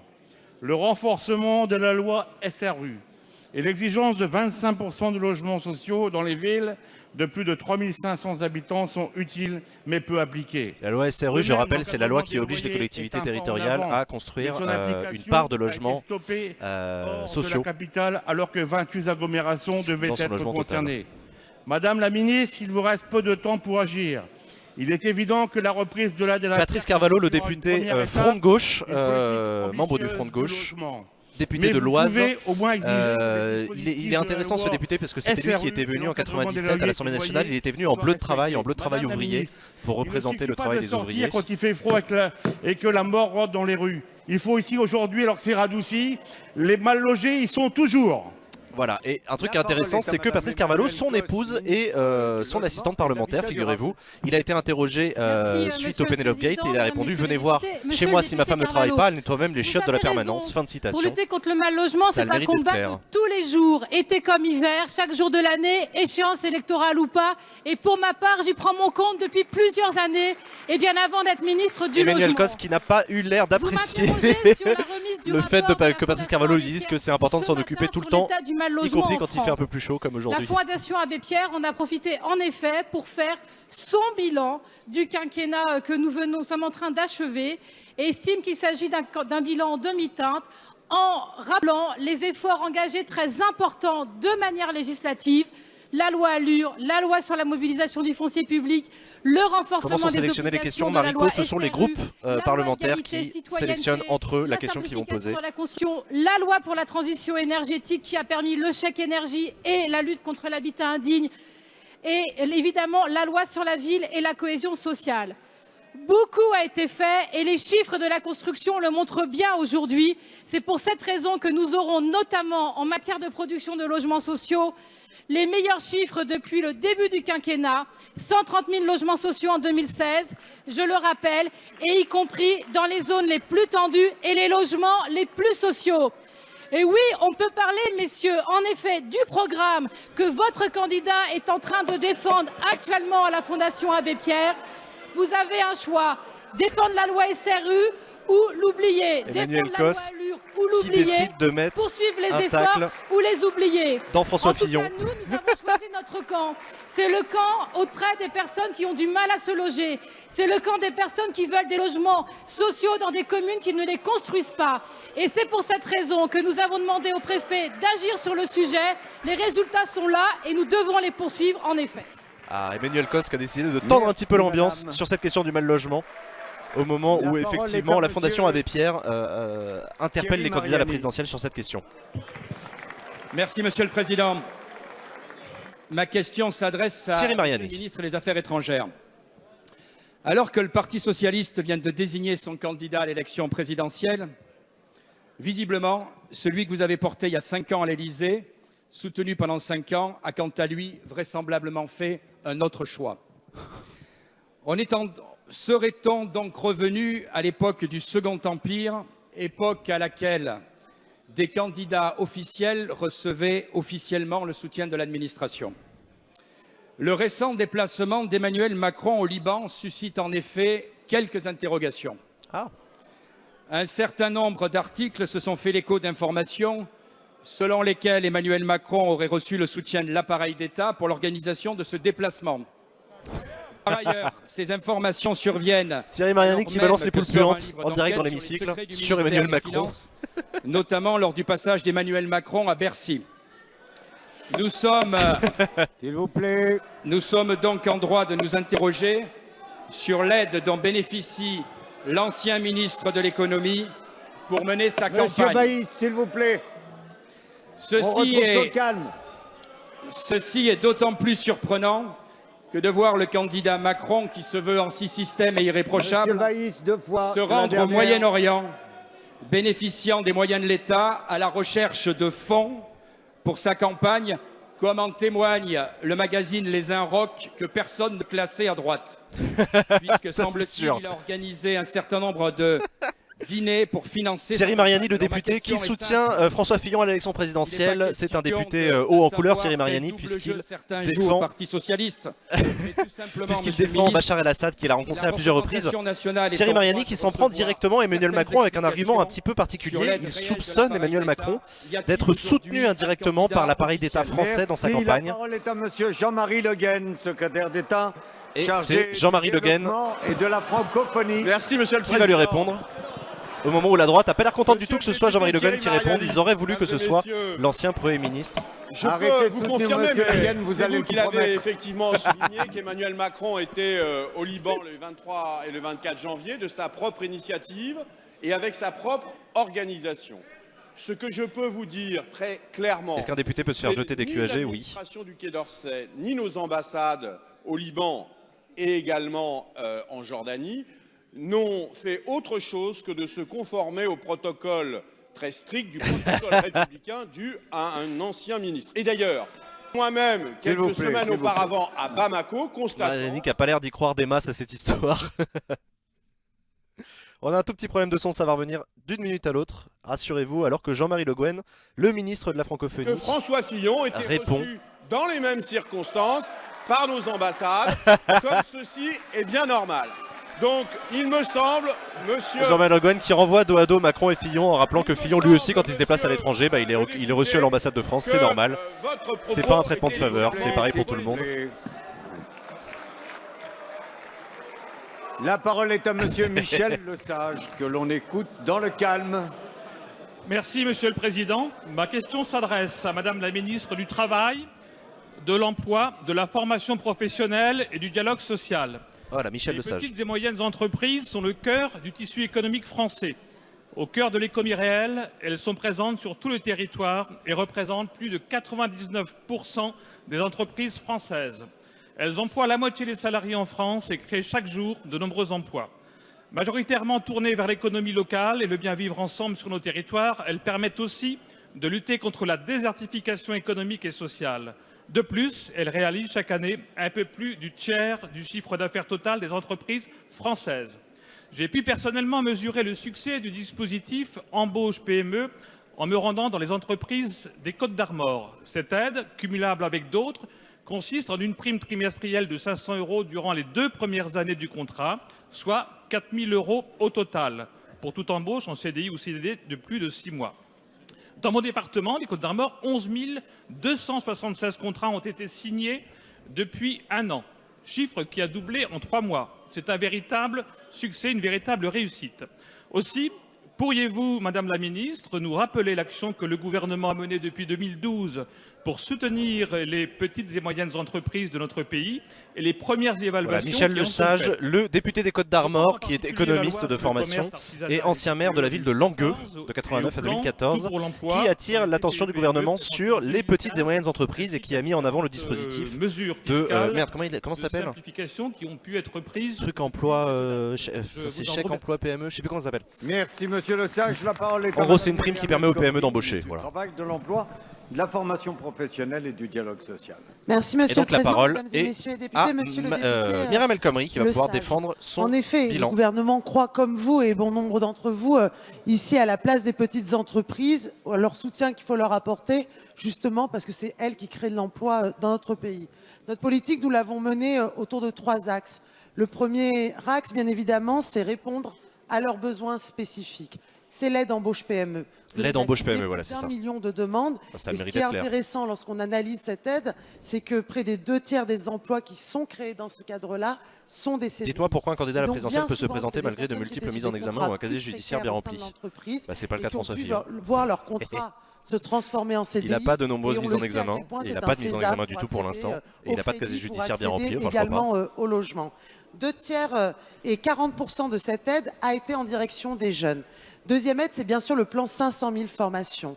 Beaucoup d'entre elles peinent parfois à recruter. Il y a des métiers en tension. Je pense aussi dans le On supprime secteur quand du toutes ces bâtiment. primes, il ne faut pas À un aider les moment où entreprises. Le bâtiment repart. Nous avons des besoins spécifiques et de ce point de vue-là, Merci. le plan Acropolis te 500 000 remercie. actions de formation leur donne un essor supplémentaire, comme la relance de l'apprentissage avec l'aide TPE Jeunes Apprentis. On a une remontée de l'apprentissage et c'est grâce aux petites entreprises parce qu'en effet, nous avons un recul par contre dans les grands groupes. Le deuxième axe que nous avons mis en œuvre, c'est celui dans le cadre de la loi travail. Tout d'abord, à la fois sur la question de la modulation du temps de travail qui pouvait être faite jusqu'à 4 semaines. Elle prépare son qui le sera parachutage en désormais 18e. Alors, elle jusqu'à 9 n'est pas parachutée dans mais le 18e, Mme El les Khomri, accords elle types de elle vient du branches 18e. CPE-PME. Et je le dis ici Je suis devant bien vous, placé pour le puisque savoir. hier, un premier En tout cas, elle est en accord train type de a défendre été son créé, quinquennat sur a la été question de signé, l'apprentissage dans le et de la secteur formation du professionnelle. médicament, signé par la Assez CFTC, classique la de la part de la CFTC, ministre du Travail. et qui porte sur le temps de travail dans les entreprises de moins de 50 salariés. C'est donc des entreprises, plus de 242 entreprises et 3600 salariés qui seront demain concernés par cet accord type. Troisième axe, sécurisé, c'est l'accès aux droits, notamment par les services Merci directs madame, la qui le parole mettent est à en œuvre dans le madame cadre de la loi Nicole travail. Ameline. Voilà, fin de l'intervention. Merci, Monsieur le Président. Myriam El Ma question Khomri, et s'adresse c'est à Monsieur Nicole le Ameline. Premier ministre. Monsieur le Premier ministre, le terrorisme reste une menace persistante pour le monde. Avec la perte de leur territoire de guerre en Syrie et en Irak, de nombreux combattants djihadistes tentent d'accélérer leur retour sur notre propre sol et dans les pays voisins. Il faut Il n'y a pas de rassurer projet les sur la Français, formation pro et il faut l'apprentissage, rassurer nos élus si je locaux crois, face au mais je ne saurais risque pas t'en de dire plus. diffusion de Ruben. la radicalisation au fichier S qui réside sur notre territoire, mais il faut aussi apporter des réponses plus globales. D'abord en renforçant notre coopération avec les pays de la Méditerranée, Libye, Tunisie, Égypte, pays de retour et de transit, Il faut renforcer notre solidarité internationale sur le renseignement et l'information. Or, que constate-t-on?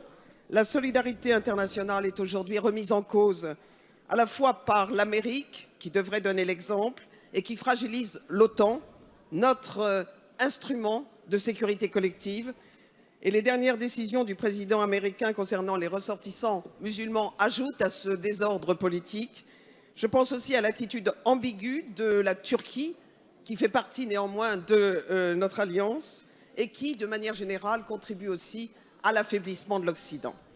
Alors certes, Monsieur le Premier ministre, la France est engagée, elle l'est partout, avec nos forces armées, avec notre diplomatie, mais elle est trop absente encore des processus politiques, je pense en particulier aujourd'hui au Moyen-Orient. Alors, ma question Nicole Hamelin, donc, qui demande au gouvernement qu'est-ce que vous branlez sur la scène internationale. Nicole Hamelin, qui est une femme politique de premier plan, assez célèbre pour sa lutte contre les violences faites aux femmes. C'est une ancienne secrétaire d'État d'Alain Juppé en 1995. Elle a également été ministre chargée de la parité de 2002 à 2005. Et elle a été élue récemment présidente de la Convention sur l'élimination de toutes les formes de discrimination à l'égard des femmes au sein de l'ONU à New York. Et voilà, elle a parrainé Nathalie Kosciusko-Morizet à la primaire. Donc voilà, c'est une voix qui porte à droite et dans l'hémicycle de manière générale sur la question de la lutte contre les violences faites aux femmes. La France et l'Allemagne. D'abord, pour répondre précisément à la question que vous m'adressez, il y a les faits. Et lorsque l'on prend un peu de recul par rapport à ce qu'a été l'action diplomatique du président de la République pendant le quinquennat, nous constatons que nous avons été très présents, avec une reconnaissance d'ailleurs de cette présence, comme en témoigne le dernier sommet Afrique-France de Bamako, là où le terrorisme essaimait, notamment sur la bande sahélienne. Ça existe, les féministes de droite? Ah bah il y en a plus, oui, il y en a plus d'une, oui. Mali, en raison des valeurs dont nous nous réclamons, Simone Veil, par exemple. Ce que nous avons fait en Centrafrique, ce que nous faisons à travers la présence de la force Barkhane, tout ça montre que dans cette région où le terrorisme menace. Quel est le réel intérêt des QAG? Au nom des valeurs. C'est une séance qui a lieu 2 fois par semaine et qui permet au gouvernement d'être interpellé par la représentation nationale sur des questions d'actualité et de le forcer à apporter des réponses aux questions de nos députés. Et nous avons été, au moment où la situation en Syrie s'aggravait, voilà. Parce que je rappelle que les députés, ils font pas seulement la loi, ils font aussi le contrôle de l'action du gouvernement.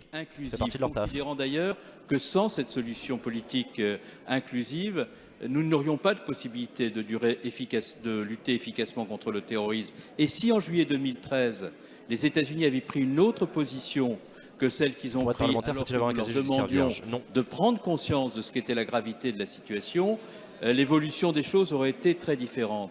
Nous avons cessé d'agir dans cette partie du monde, contrairement à ce que vous laissez entendre dans votre question. Nous l'avons fait au moment où il s'est agi de prendre la résolution 2254 du Conseil de sécurité des Nations Unies, qui conduira... Est-ce qu'il y a des liens entre le gouvernement et le CESE?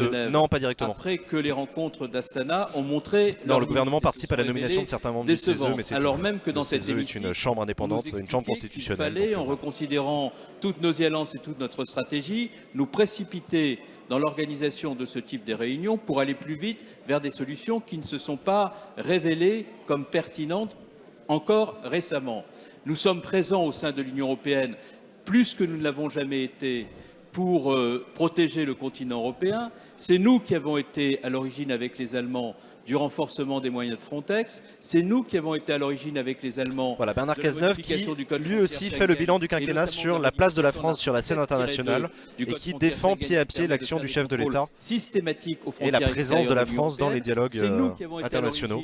De la mise en place de dispositifs difficile à entendre quand même, quand on voit que l'Allemagne pèse quand même un chouïa plus que la France sur la scène internationale. C'est nous qui avons été avec les Allemands à l'origine du mandat donné à Mme Mogherini pour que l'on puisse, avec des pays comme le Niger, créer les conditions d'une plus grande maîtrise de l'immigration économique et régulière. Et par conséquent, Madame la députée, sur tous les sujets que vous avez évoqués, nous avons non seulement été à l'initiative, mais nous avons aussi obtenu des résultats dans un monde plus difficile, plus conflictuel, plus dangereux qu'il ne l'a jamais été. Et comme nous avons l'habitude depuis de très nombreuses années de nous interpeller dans cet hémicycle. Il a une certaine classe, Cazeneuve, je trouve. Je ne sais pas s'il a la classe. Je me devais de vous en tout cas, il est souriant à la fin de sa réponse à Nicole Hamelin. La plus adéquate à la question absolument pertinente que vous avez bien voulu m'adresser. Ah, c'est mignon, en échange d'amabilité entre le gouvernement et l'opposition. Ça, c'est sympa.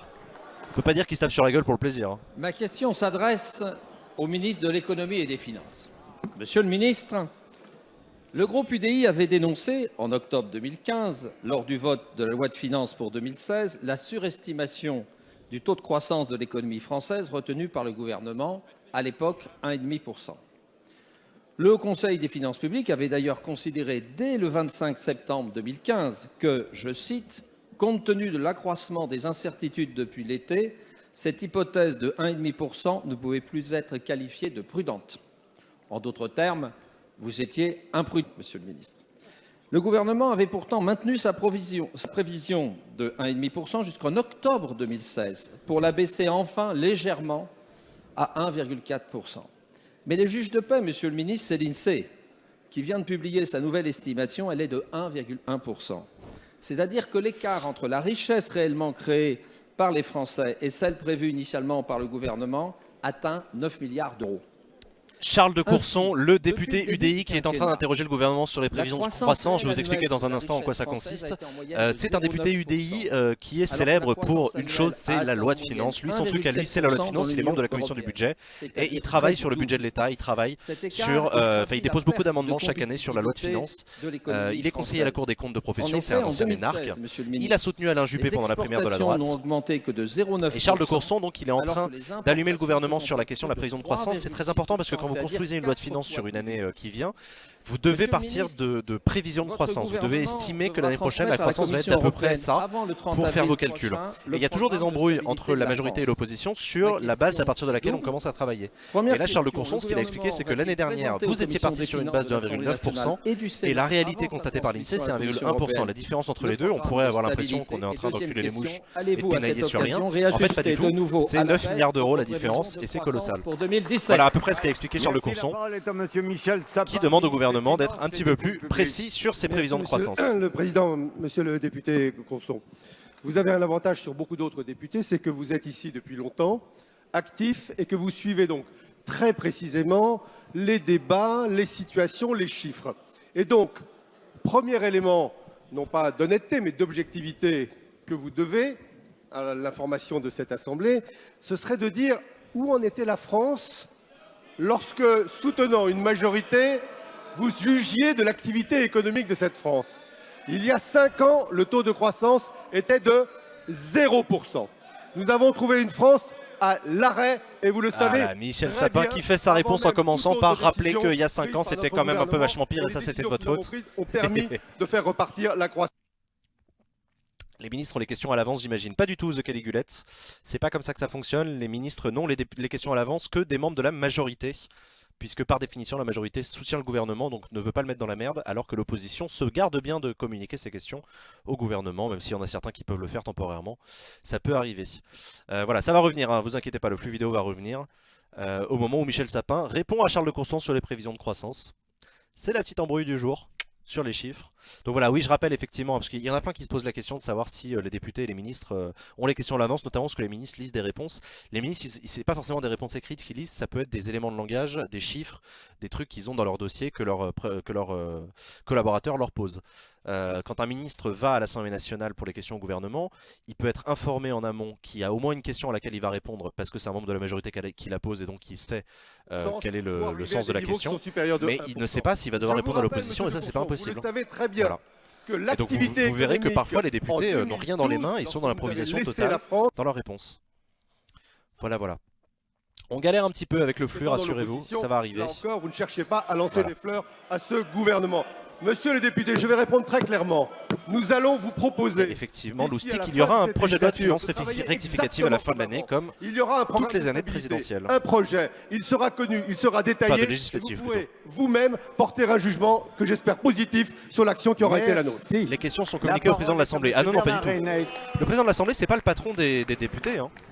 Madame la ministre de l'Éducation nationale, je veux vous alerter sur ce qui est un grave recul de la laïcité. Ah. Le collectif contre l'islamophobie en France vient en effet d'imposer à l'une des écoles primaires de ma commune Châteaurenard, mais ça ne doit pas être la seule, la présence de mamans voilées pour accompagner les enfants lors des sorties pédagogiques ou non. Quoi? Au travers d'une note triomphante, Ces mamans voilées expliquent que grâce à cette association, l'inspection d'académie a levé la discrimination dont elles étaient victimes et célèbre comme une grande victoire ce que j'appelle, moi, l'intrusion du religieux dans les écoles de la République. Madame la ministre, l'école de la République doit non seulement être le premier rempart pour défendre la laïcité, mais elle doit en faire la promotion en apprenant à notre jeunesse ses principes et ses valeurs dont vous devez, Madame la ministre, être le garant. Aujourd'hui, accepter des mamans voilées comme accompagnantes des sorties scolaires. Demain, dans l'enceinte des écoles, c'est ouvrir une brèche dans laquelle peut s'engouffrer toute forme insidieuse de radicalisme religieux. Enfin, à quel titre la stricte application de la laïcité dans nos écoles. Bernard Reignès, donc, qui pose une question sur les femmes voilées qui accompagnent les sorties scolaires. Il est maire de la ville de Château-Renard depuis presque 16 ans, il est député depuis presque 10 ans. Il est chirurgien dentiste de profession, Bernard Reignès. Et il attire l'attention du gouvernement sur cette histoire de femmes voilées qui accompagnent les sorties. Il a l'air d'expliquer que c'était le comité consultatif contre l'islamophobie en France, le CCIF, qui aurait demandé ça. Mais je crois que le Conseil d'État avait rendu un avis là-dessus en disant qu'il n'y avait rien à reprocher aux accompagnatrices avec une voilées. égale fermeté dans la sphère privée voilà. et non publique. Et l'islam ne peut s'émanciper de ce principe constitutionnel. L'islam ne peut s'émanciper du principe constitutionnel de laïcité. Signez-le, Madame la Ministre. La laïcité, c'est l'école de la tolérance. Mais défendre la laïcité, c'est être intolérant envers l'intolérance. Soyez-le, Madame. Voilà, c'est Najat Vallaud-Belkacem, la ministre de l'Éducation nationale, de l'Enseignement supérieur et de la Recherche, qui va répondre au député Bernard Reignès sur cette question. Merci Monsieur le Président, Mesdames et Messieurs les députés, Monsieur le député Bernard Reignès. Monsieur Lelouch, retrouvez votre sérénité. Monsieur le député, la laïcité est un principe essentiel et intangible de notre République, particulièrement précieux, vous l'avez dit, à l'école, lieu de neutralité religieuse et d'émancipation qui plus est. Nous faisons appliquer ce principe avec la plus grande des fermetés depuis le début de ce quinquennat. Et nous avons ajouté à la fermeté, parce que nous y sommes attachés, la pédagogie. C'est-à-dire faire comprendre aux élèves pourquoi il est important que la laïcité soit respectée pour protéger chacun d'entre eux et garantir à chacun qu'il sera traité pareillement par l'école de la République. Ok, donc un début de réponse de la monsieur le ministre député, sur des principes. Ce principe, nous l'appliquons. Vous évoquez la question des parents accompagnateurs de sorties scolaires. Vous savez quelle est ma position? C'est exactement la même que celle du Conseil d'État qui s'est exprimé sur ce sujet. Les parents accompagnateurs de sorties scolaires ne sont pas des agents du service public. Ils ne sont donc pas soumis à la même neutralité religieuse que les agents du service public. Rappelle la décision du Conseil d'État. En revanche, ne faites pas chier avec les mamans voilées. Les mamans voilées ne sont pas des fonctionnaires. Fait preuve de prosélytisme religieux, alors les responsables locaux de l'établissement peuvent tout à fait s'opposer à sa présence dans la sortie scolaire. Cette position d'équilibre, messieurs les députés qui vous exprimez si vivement, c'est celle qu'on retrouve de façon constante, par exemple, dans une circulaire signée en 2004 par monsieur François Fillon, alors ministre de l'Éducation nationale. Tiens donc, c'est une position précieuse qui nous permet de nous assurer que les parents s'investissent dans la scolarité. Najat Vallaud-Belkacem qui rappelle que Fillon, il a été ministre de l'Éducation nationale. Oui, oui, oui. Il a pris la même décision. L'inspectrice de l'Éducation nationale est en effet intervenue. Venez pas me chier dans les bottes. Quand c'était Fillon qui était ministre de l'Éducation nationale, c'était exactement la même politique. M'emmerdez pas. Et les parents puissent avoir les C'est en substance la réponse de Najat Vallaud-Belkacem au député. Cette école aussi. Vous le voyez, dans le dialogue et la sérénité, les choses s'arrangent. Il n'y a donc pas besoin d'attiser les braises ni d'envenimer le débat. Je vous remercie. Voilà, c'est la fin de la réponse de Najat Vallaud-Belkacem à la droite. On entend quelques brouhahas derrière, ça a eu l'air d'énerver quelques députés. Mes chers collègues, ma question alors que la parole est passée à un autre député, Patrick Vignal. Madame la ministre, cela fait 5 ans que l'éducation de notre jeunesse est la priorité de ce gouvernement. Comme en témoigne l'augmentation importante du nombre de professeurs. Contrairement à la droite qui n'aime ni les enseignants, ni les parents, ni l'école, vous avez créé 60 000 postes d'enseignants. Patrick Vignal qui répond du sel sur la droite. Qui a fait baisser le chômage des jeunes. Notre engagement pour nos enfants commence dès l'école primaire. Cela veut dire que tous les moyens nécessaires doivent être donnés aux maîtres et aux maîtresses, notamment en créant des postes d'auxiliaires de vie et en renforçant l'accompagnement des élèves en difficulté. Ces réformes sont essentielles pour accompagner ces enfants dans le besoin, en dotant nos écoles, nos collèges de moyens en fonction de la situation sociale et économique des parents. L'école de la République n'a qu'un seul but, donner des moyens et du savoir à tous nos enfants. leur offrir un avenir, quelles que soient leurs difficultés. Nous devons relancer l'ascenseur social. Nos enfants ne doivent pas être brisés par un plafond de verre. La diversité des cultures, les apports personnels de chaque élève construiront un socle commun. Les valeurs de la République. Patrick Vignal, donc, qui est député de l'Hérault depuis 2012, qui a démissionné à tous ses autres mandats pour respecter le principe de non-cumul des mandats. Il est quand même conseiller spécial au sport sur la ville de Montpellier, pas déconner. Il ne soutient pas Benoît Hamon malgré son élection à la primaire. Voilà, il fait partie de ces députés dont je parlais tout à l'heure qui ne veulent pas être schizophrènes au point de soutenir un frondeur. Pouvez-vous nous assurer de votre mobilisation pour nos enfants? Il est donc en passe de soutenir Emmanuel Macron et il pose une question à Najat Vallaud-Belkacem sur la politique scolaire et sur les créations de postes, etc. Pour l'école et pour ses parents. Merci. Merci. La parole est à Madame Najat Vallaud-Belkacem, ministre de l'Éducation nationale. Merci Monsieur le Président, Mesdames et Messieurs les députés, Monsieur le député Patrick Vignal. Merci pour votre question. La lutte contre les inégalités scolaires et sociales n'est pas seulement un volet de l'action éducative, c'est une des raisons d'être de l'école, n'en déplaise à certains, pour une raison simple, c'est que l'école, c'est l'émancipation. Qui dit émancipation dit ne pas rester scotché aux déterminismes économiques et sociaux qu'on hérite de sa famille. C'est la raison pour laquelle c'est un sujet qui me tient tant à cœur et d'ailleurs les enquêtes PISA viennent suffisamment nous dire que c'est la faiblesse véritable de notre système auquel il fallait s'attaquer.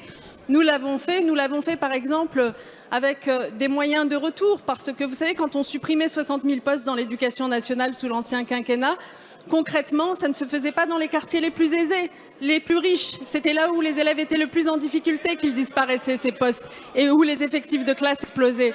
Quand on supprimait la formation initiale des enseignants, ça avait pour impact très direct que les enseignants n'étaient pas en capacité de gérer l'hétérogénéité des classes, donc de ne pas pouvoir suivre les élèves chacun pour les faire réussir.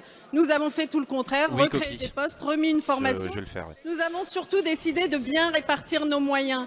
Les 9 milliards d'augmentation pour l'éducation durant ce quinquennat. Patrick Vignal qui a clairement posé une question cadeau pour la ministre de l'Éducation nationale et pour lui donner la possibilité de défendre son mandat, de défendre le quinquennat sur les matières scolaires. Et vous la voyez se faire applaudir par la majorité.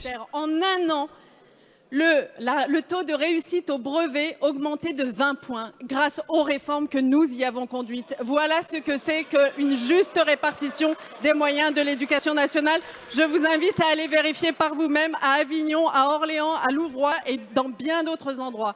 Nous avons aussi rétabli la préscolarisation des enfants de moins de 3 ans et ça aussi c'est une vraie réponse contre les inégalités. Aujourd'hui, c'est une capacité d'accueil de près de 30 000 enfants supplémentaires que nous avons créée. Il faudra bien sûr continuer.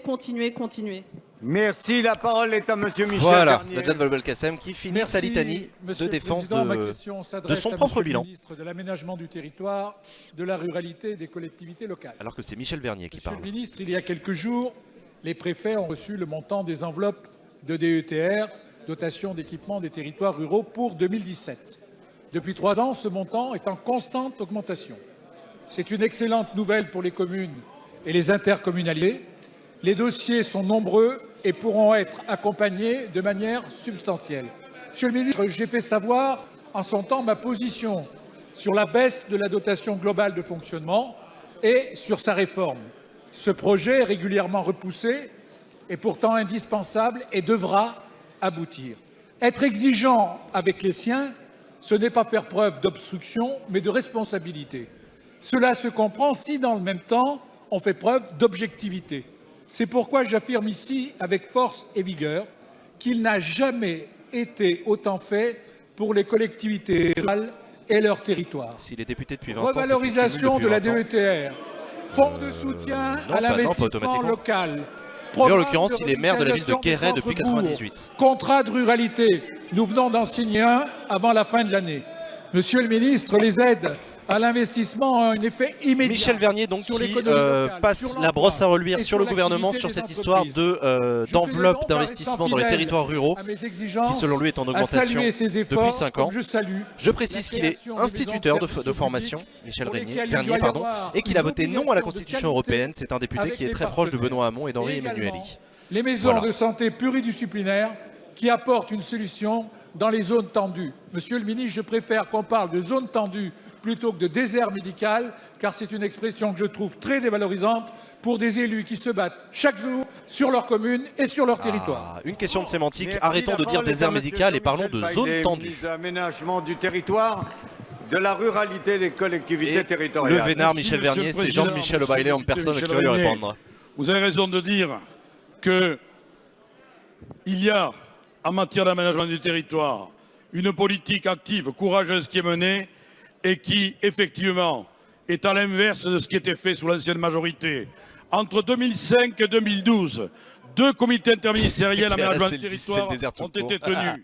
Nous en avons tenu 3 en 14 mois. Arrêté 104 mesures qui répondent aux principales problématiques de la ruralité et du périurbain. Concernant la fracture numérique, avec le plan France très haut débit, 20 milliards d'euros. Concernant la fracture téléphonique, avec les progrès considérables que nous faisons pour la résorption des zones blanches.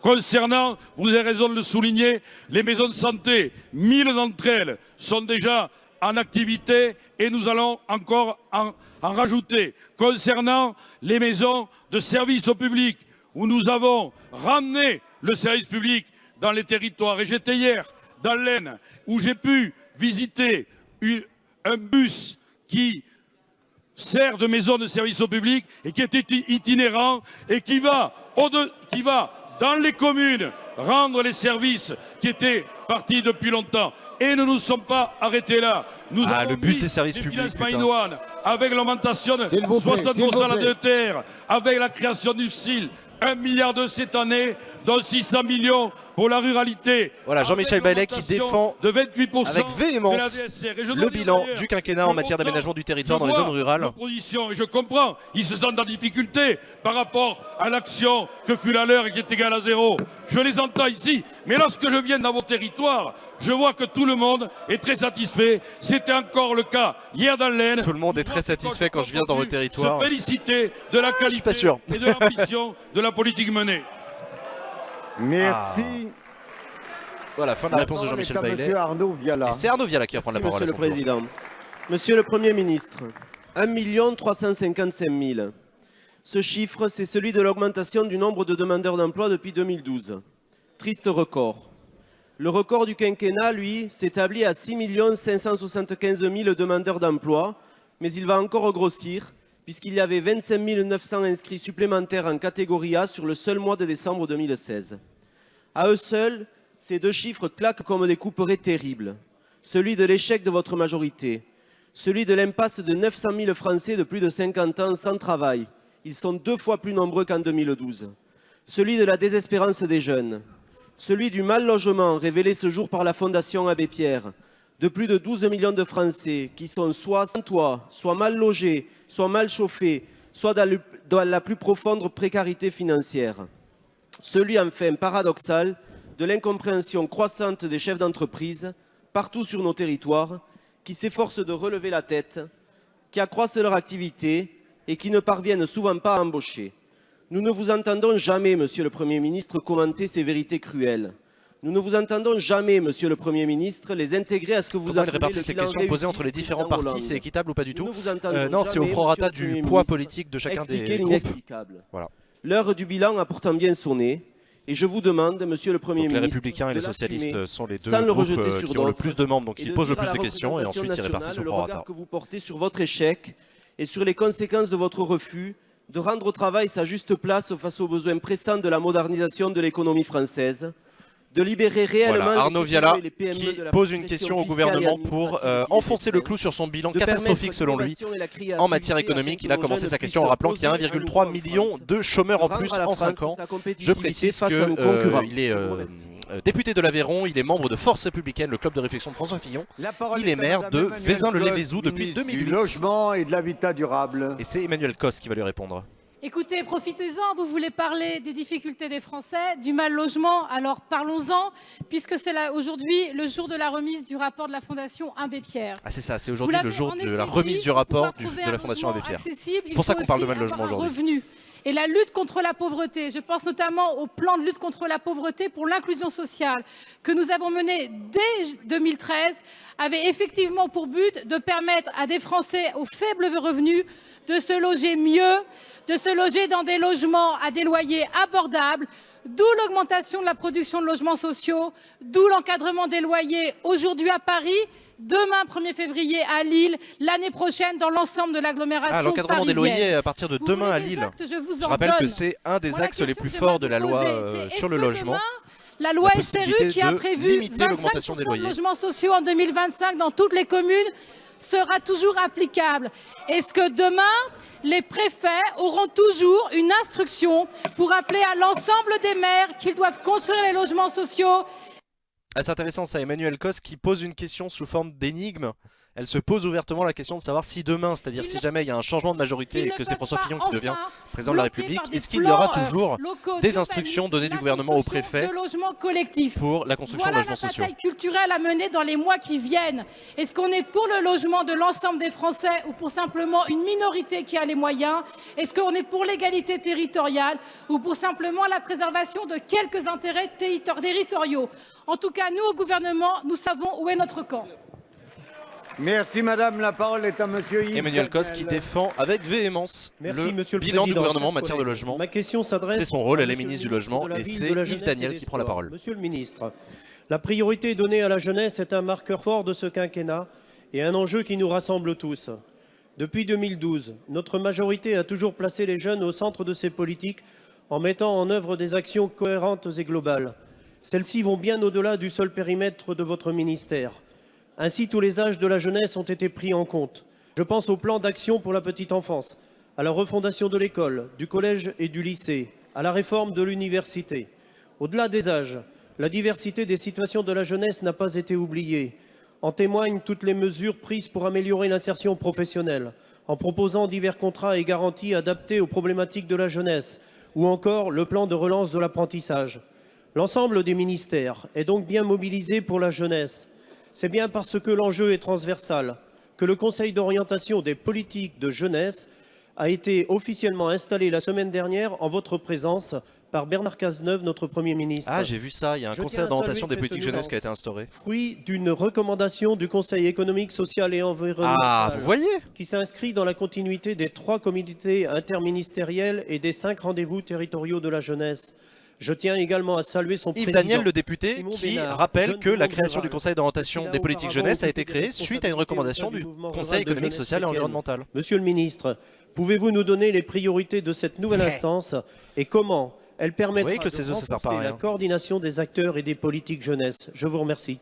Voilà, Yves Daniel qui passe la parole au gouvernement après cette question. Merci, la parole est à monsieur Patrick Caner, ministre de la Ville, de la Jeunesse et des de la Sports. jeunesse et du Conseil d'orientation des politiques jeunesse. Et c'est Patrick Caner, le ministre de la Jeunesse, qui veut d'abord répondre. au ministre des Sports et au secrétaire d'État Thierry Braillard de saluer le parcours exceptionnel de notre équipe de France de handball. Hey, championne du monde!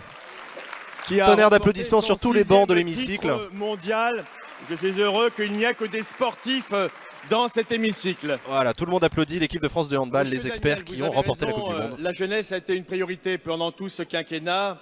Avant d'en venir au cœur de votre question, je voudrais rappeler un chiffre. Le chômage des jeunes a baissé de 9% en un an et nous retrouvons le chiffre de mai 2011 pour les jeunes en catégorie A. Cela n'est pas le fruit du hasard, mesdames et messieurs les députés. C'est le travail spécifique que nous avons mené en développant la garantie jeune, la prime d'activité, le développement de l'alternance, les emplois d'avenir et bien sûr aussi la grande école du numérique. Voilà des résultats concrets de la politique jeunesse de ce gouvernement. Mais l'emploi Miss Univers, on l'a oublié. Ah, nous avons aussi travaillé sur l'autonomie des jeunes, notamment dans le domaine de l'épanouissement et de la citoyenneté. Un engagement fort qui s'est traduit par des budgets successifs. Nous étions à 75 milliards d'euros consacrés à la jeunesse en 2012. Nous sommes aujourd'hui à 91 milliards, 75 milliards d'euros, 91 milliards d'euros en 2017. Mesdames et messieurs, et ça a été la volonté de Bernard Cazeneuve, il a voulu installer ce Conseil d'orientation des politiques de jeunesse que nous avions évoqué avec deux députés que je salue, Razi Hammadi et Valérie Corre, dans les débats sur le projet de loi égalité, citoyenneté. L'engagement a donc été tenu. On ne peut pas faire une politique de jeunesse sans associer les jeunes à cette même politique. Ce n'est pas une instance. Le chômage des jeunes baisse, merci le service civique. Député, le mien, il baisse pas. Se substituer à d'autres instances extrêmement spécialisées. Nous avons là l'élection de Miss Univers, vecteur de dialogue entre la France et Trump. Va irriguer notre politique en faveur de la jeunesse et nous serons, je crois, en confiance. Merci, la parole. Voilà, un échange d'amabilité entre Yves Daniel et Patrick Caner sur la question de la jeunesse. Qu'est-ce que c'est formidable tout ce qu'on a fait pour les jeunes? Ah oui, c'est formidable ce qu'on a fait pour les jeunes, voilà, en somme. Je m'adresse à vous aujourd'hui avec une certaine gravité. Alors. Imaginez-vous au volant de votre véhicule sur une route de France que vous devez emprunter obligatoirement et de manière quotidienne. Imaginez que de façon récurrente, les automobilistes fassent l'objet de tirs par arme à feu et de caillassage organisés. Eh bien, cette situation, depuis plus de 3 mois, chaque jour, 15 000 Calédoniens la vivent lorsqu'ils traversent la tribu de Saint-Louis, principalement des Monts-Doriens. C'est la peur au ventre qu'ils entrent dans cette zone, craignant pour leur vie et celle de leurs enfants. Et la situation s'est aggravée ces derniers jours, puisque pas moins de 4 véhicules, ainsi que des blindés de gendarmerie, ont fait l'objet de tirs nourris qui ont conduit la circulation à être interrompue pendant 36 heures. Cette situation n'est pas tolérable sur le territoire de la République et il doit y être mis fin. Je salue d'ailleurs le travail effectué par les gendarmes, travail courageux dans un contexte particulièrement dangereux. L'ensemble des formations politiques de Nouvelle-Calédonie, indépendantistes et non indépendantistes, le rassemblement des chômeurs, mais effectivement, moi-même je suis au chômage. Merci pour vos dons d'ailleurs. Philippe Gomez, qui pose une question. Alors lui c'est particulier parce qu'il est député de Nouvelle-Calédonie. Donc si vous regardez son graphique de présence à l'Assemblée, vous voyez qu'il est très faible. Faites attention parce qu'effectivement le fait qu'il vienne de Nouvelle-Calédonie, ça explique en partie le fait qu'il n'est pas tout le temps à Paris et que c'est pas facile pour lui d'être à Paris. Il a quand même 24 heures d'avion, je crois, un truc comme ça. Donc effectivement, lui son boulot de député est un petit peu particulier. Donc voilà, c'est ce qui explique aussi son graphique de présence. En tout cas, il est en train de poser une question sur la sécurité sur le territoire de Nouvelle-Calédonie. Vous l'avez vu, attirer l'attention du gouvernement sur les tirs dont sont victimes les automobilistes ces derniers temps. De mon interpellation. Merci. La parole est à Monsieur Bruno Le Roux, ministre de l'Intérieur. Monsieur le député Philippe Gomez, vous me permettrez d'abord, avant de répondre à votre question, d'adresser des vœux de prompt rétablissement aux 4 militaires de la Marine nationale qui, lors d'un crash ce matin, ont été blessés, l'un d'entre eux tout particulièrement, et je sais en votre nom aussi pouvoir leur adresser des vœux de prompt rétablissement. J'ai suivi de façon très attentive la situation sur la route provinciale numéro 1, au niveau de Mont-d'Or, sur la tribu de Saint-Louis, et je vous l'assure, la situation ne peut pas durer plus longtemps. Je veux rendre hommage aux 4 escadrons qui ont été rejoints par un 5e de gendarmerie et certains ont été relevés, sont arrivés à Paris dimanche soir. Une fois qu'ils auront pris leur permission, j'irai les voir. Acropolis a-t-il un Twitter? Oui, je te laisse même deviner quel est le Twitter d'Acropolis. Il est vraiment pas difficile à trouver. Conséquences graves sur nos concitoyens qui sont obligés d'emprunter chaque jour cette route. J'ai demandé au directeur général de la gendarmerie nationale de voir avec le préfet afin que nous réadaptions notre dispositif pour faire en sorte qu'il soit mis fin à cette situation de barrage et à l'escalade de la violence qui a conduit à ce que ce week-end, une voiture de gendarmerie notamment soit transpercée avec non pas forcément une arme de guerre mais en tout cas une balle qui avait été transformée pour perforer leur véhicule et donc pour tuer. La situation n'est donc pas acceptable. Nous procédons, et je veux être précis, à des enquêtes sur ces violences. Elles ont conduit aujourd'hui au placement en garde à vue de 46 personnes, à l'incarcération de 11 individus et au placement sous contrôle judiciaire de 10 voilà, personnes. Bruno Le Roux qui répond factuellement au député Philippe Gomez sur la réalité de la lutte contre l'insécurité sur le territoire de Nouvelle-Calédonie. Renforcement des effectifs et nouvelle stratégie pour mettre fin à ce qui ne peut plus durer aujourd'hui sur cette route provinciale. Merci. La parole est à Monsieur Fernand Siré. Et c'est à Fernand Siré de prendre la parole en dernier. Ma question s'adresse à Madame la ministre des Affaires sociales et de la Santé. Alors qu'il n'y a plus personne dans l'hémicycle, et bah oui, c'est l'heure des pépitos, ils sont tous Je partis. tiens à vous alerter sur le malaise du personnel soignant hospitalier, et notamment des infirmiers, que vous ne semblez pas vouloir entendre et qui se sentent méprisés. Encore la semaine dernière, ils ont été obligés de manifester, de faire grève, pour faire entendre leur colère et leur malaise face aux cadences infernales auxquelles ils doivent faire face, ainsi qu'au manque de personnel et de moyens. Les conditions de travail sont de plus en plus dramatiques. Les cadences deviennent insupportables et menacent directement les patients.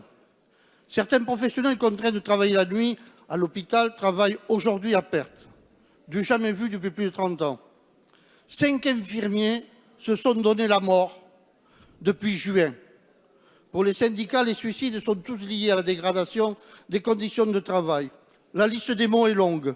Rythme de travail effréné. Fernand Siré, le député Les Républicains, qui interpelle le gouvernement sur la situation des personnels soignants dans les hôpitaux. La surcharge de travail s'amplifiant d'année en année. La situation des personnes dans les hôpitaux, je précise que lui, Fernand Siré, il est médecin généraliste. Pour Bernard.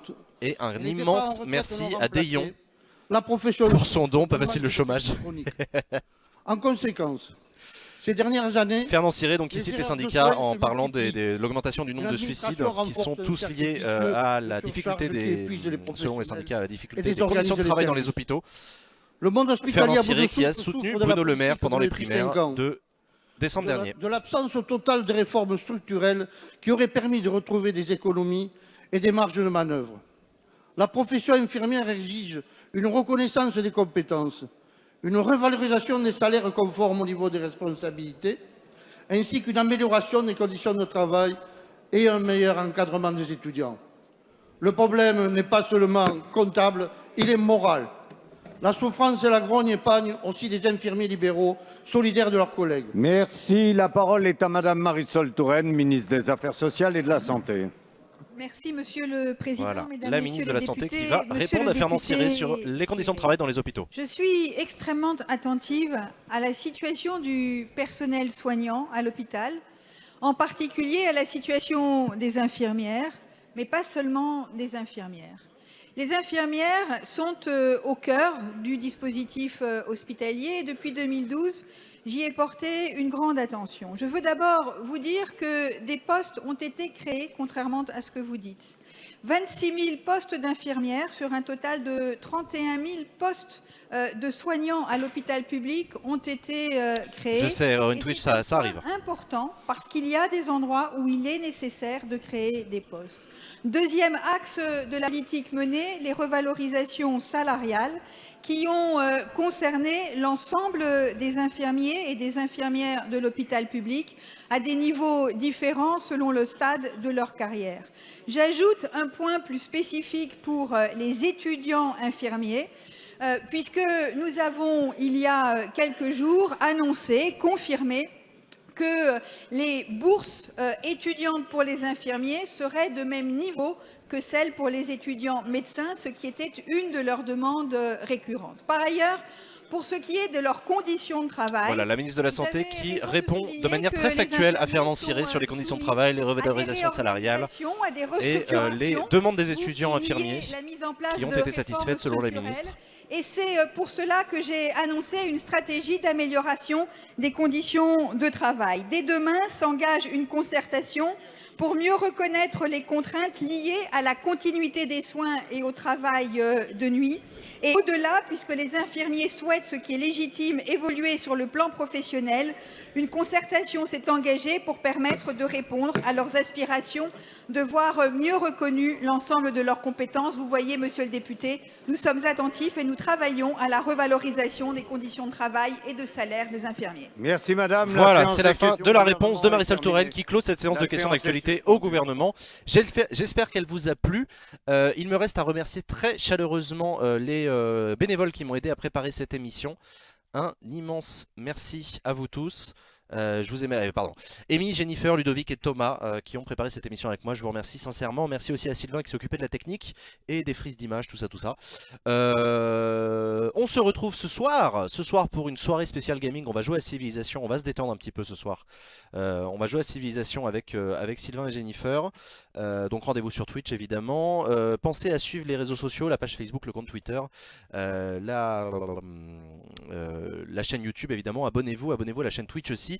Abonnez-vous aussi au compte Snapchat et au compte Instagram pour suivre un petit peu la vie de la rédaction. Merci à toutes et à tous d'avoir suivi cette émission. Je vous fais des gros bisous, je vous donne rendez-vous à ce soir. Jingle, fin d'émission, ciao!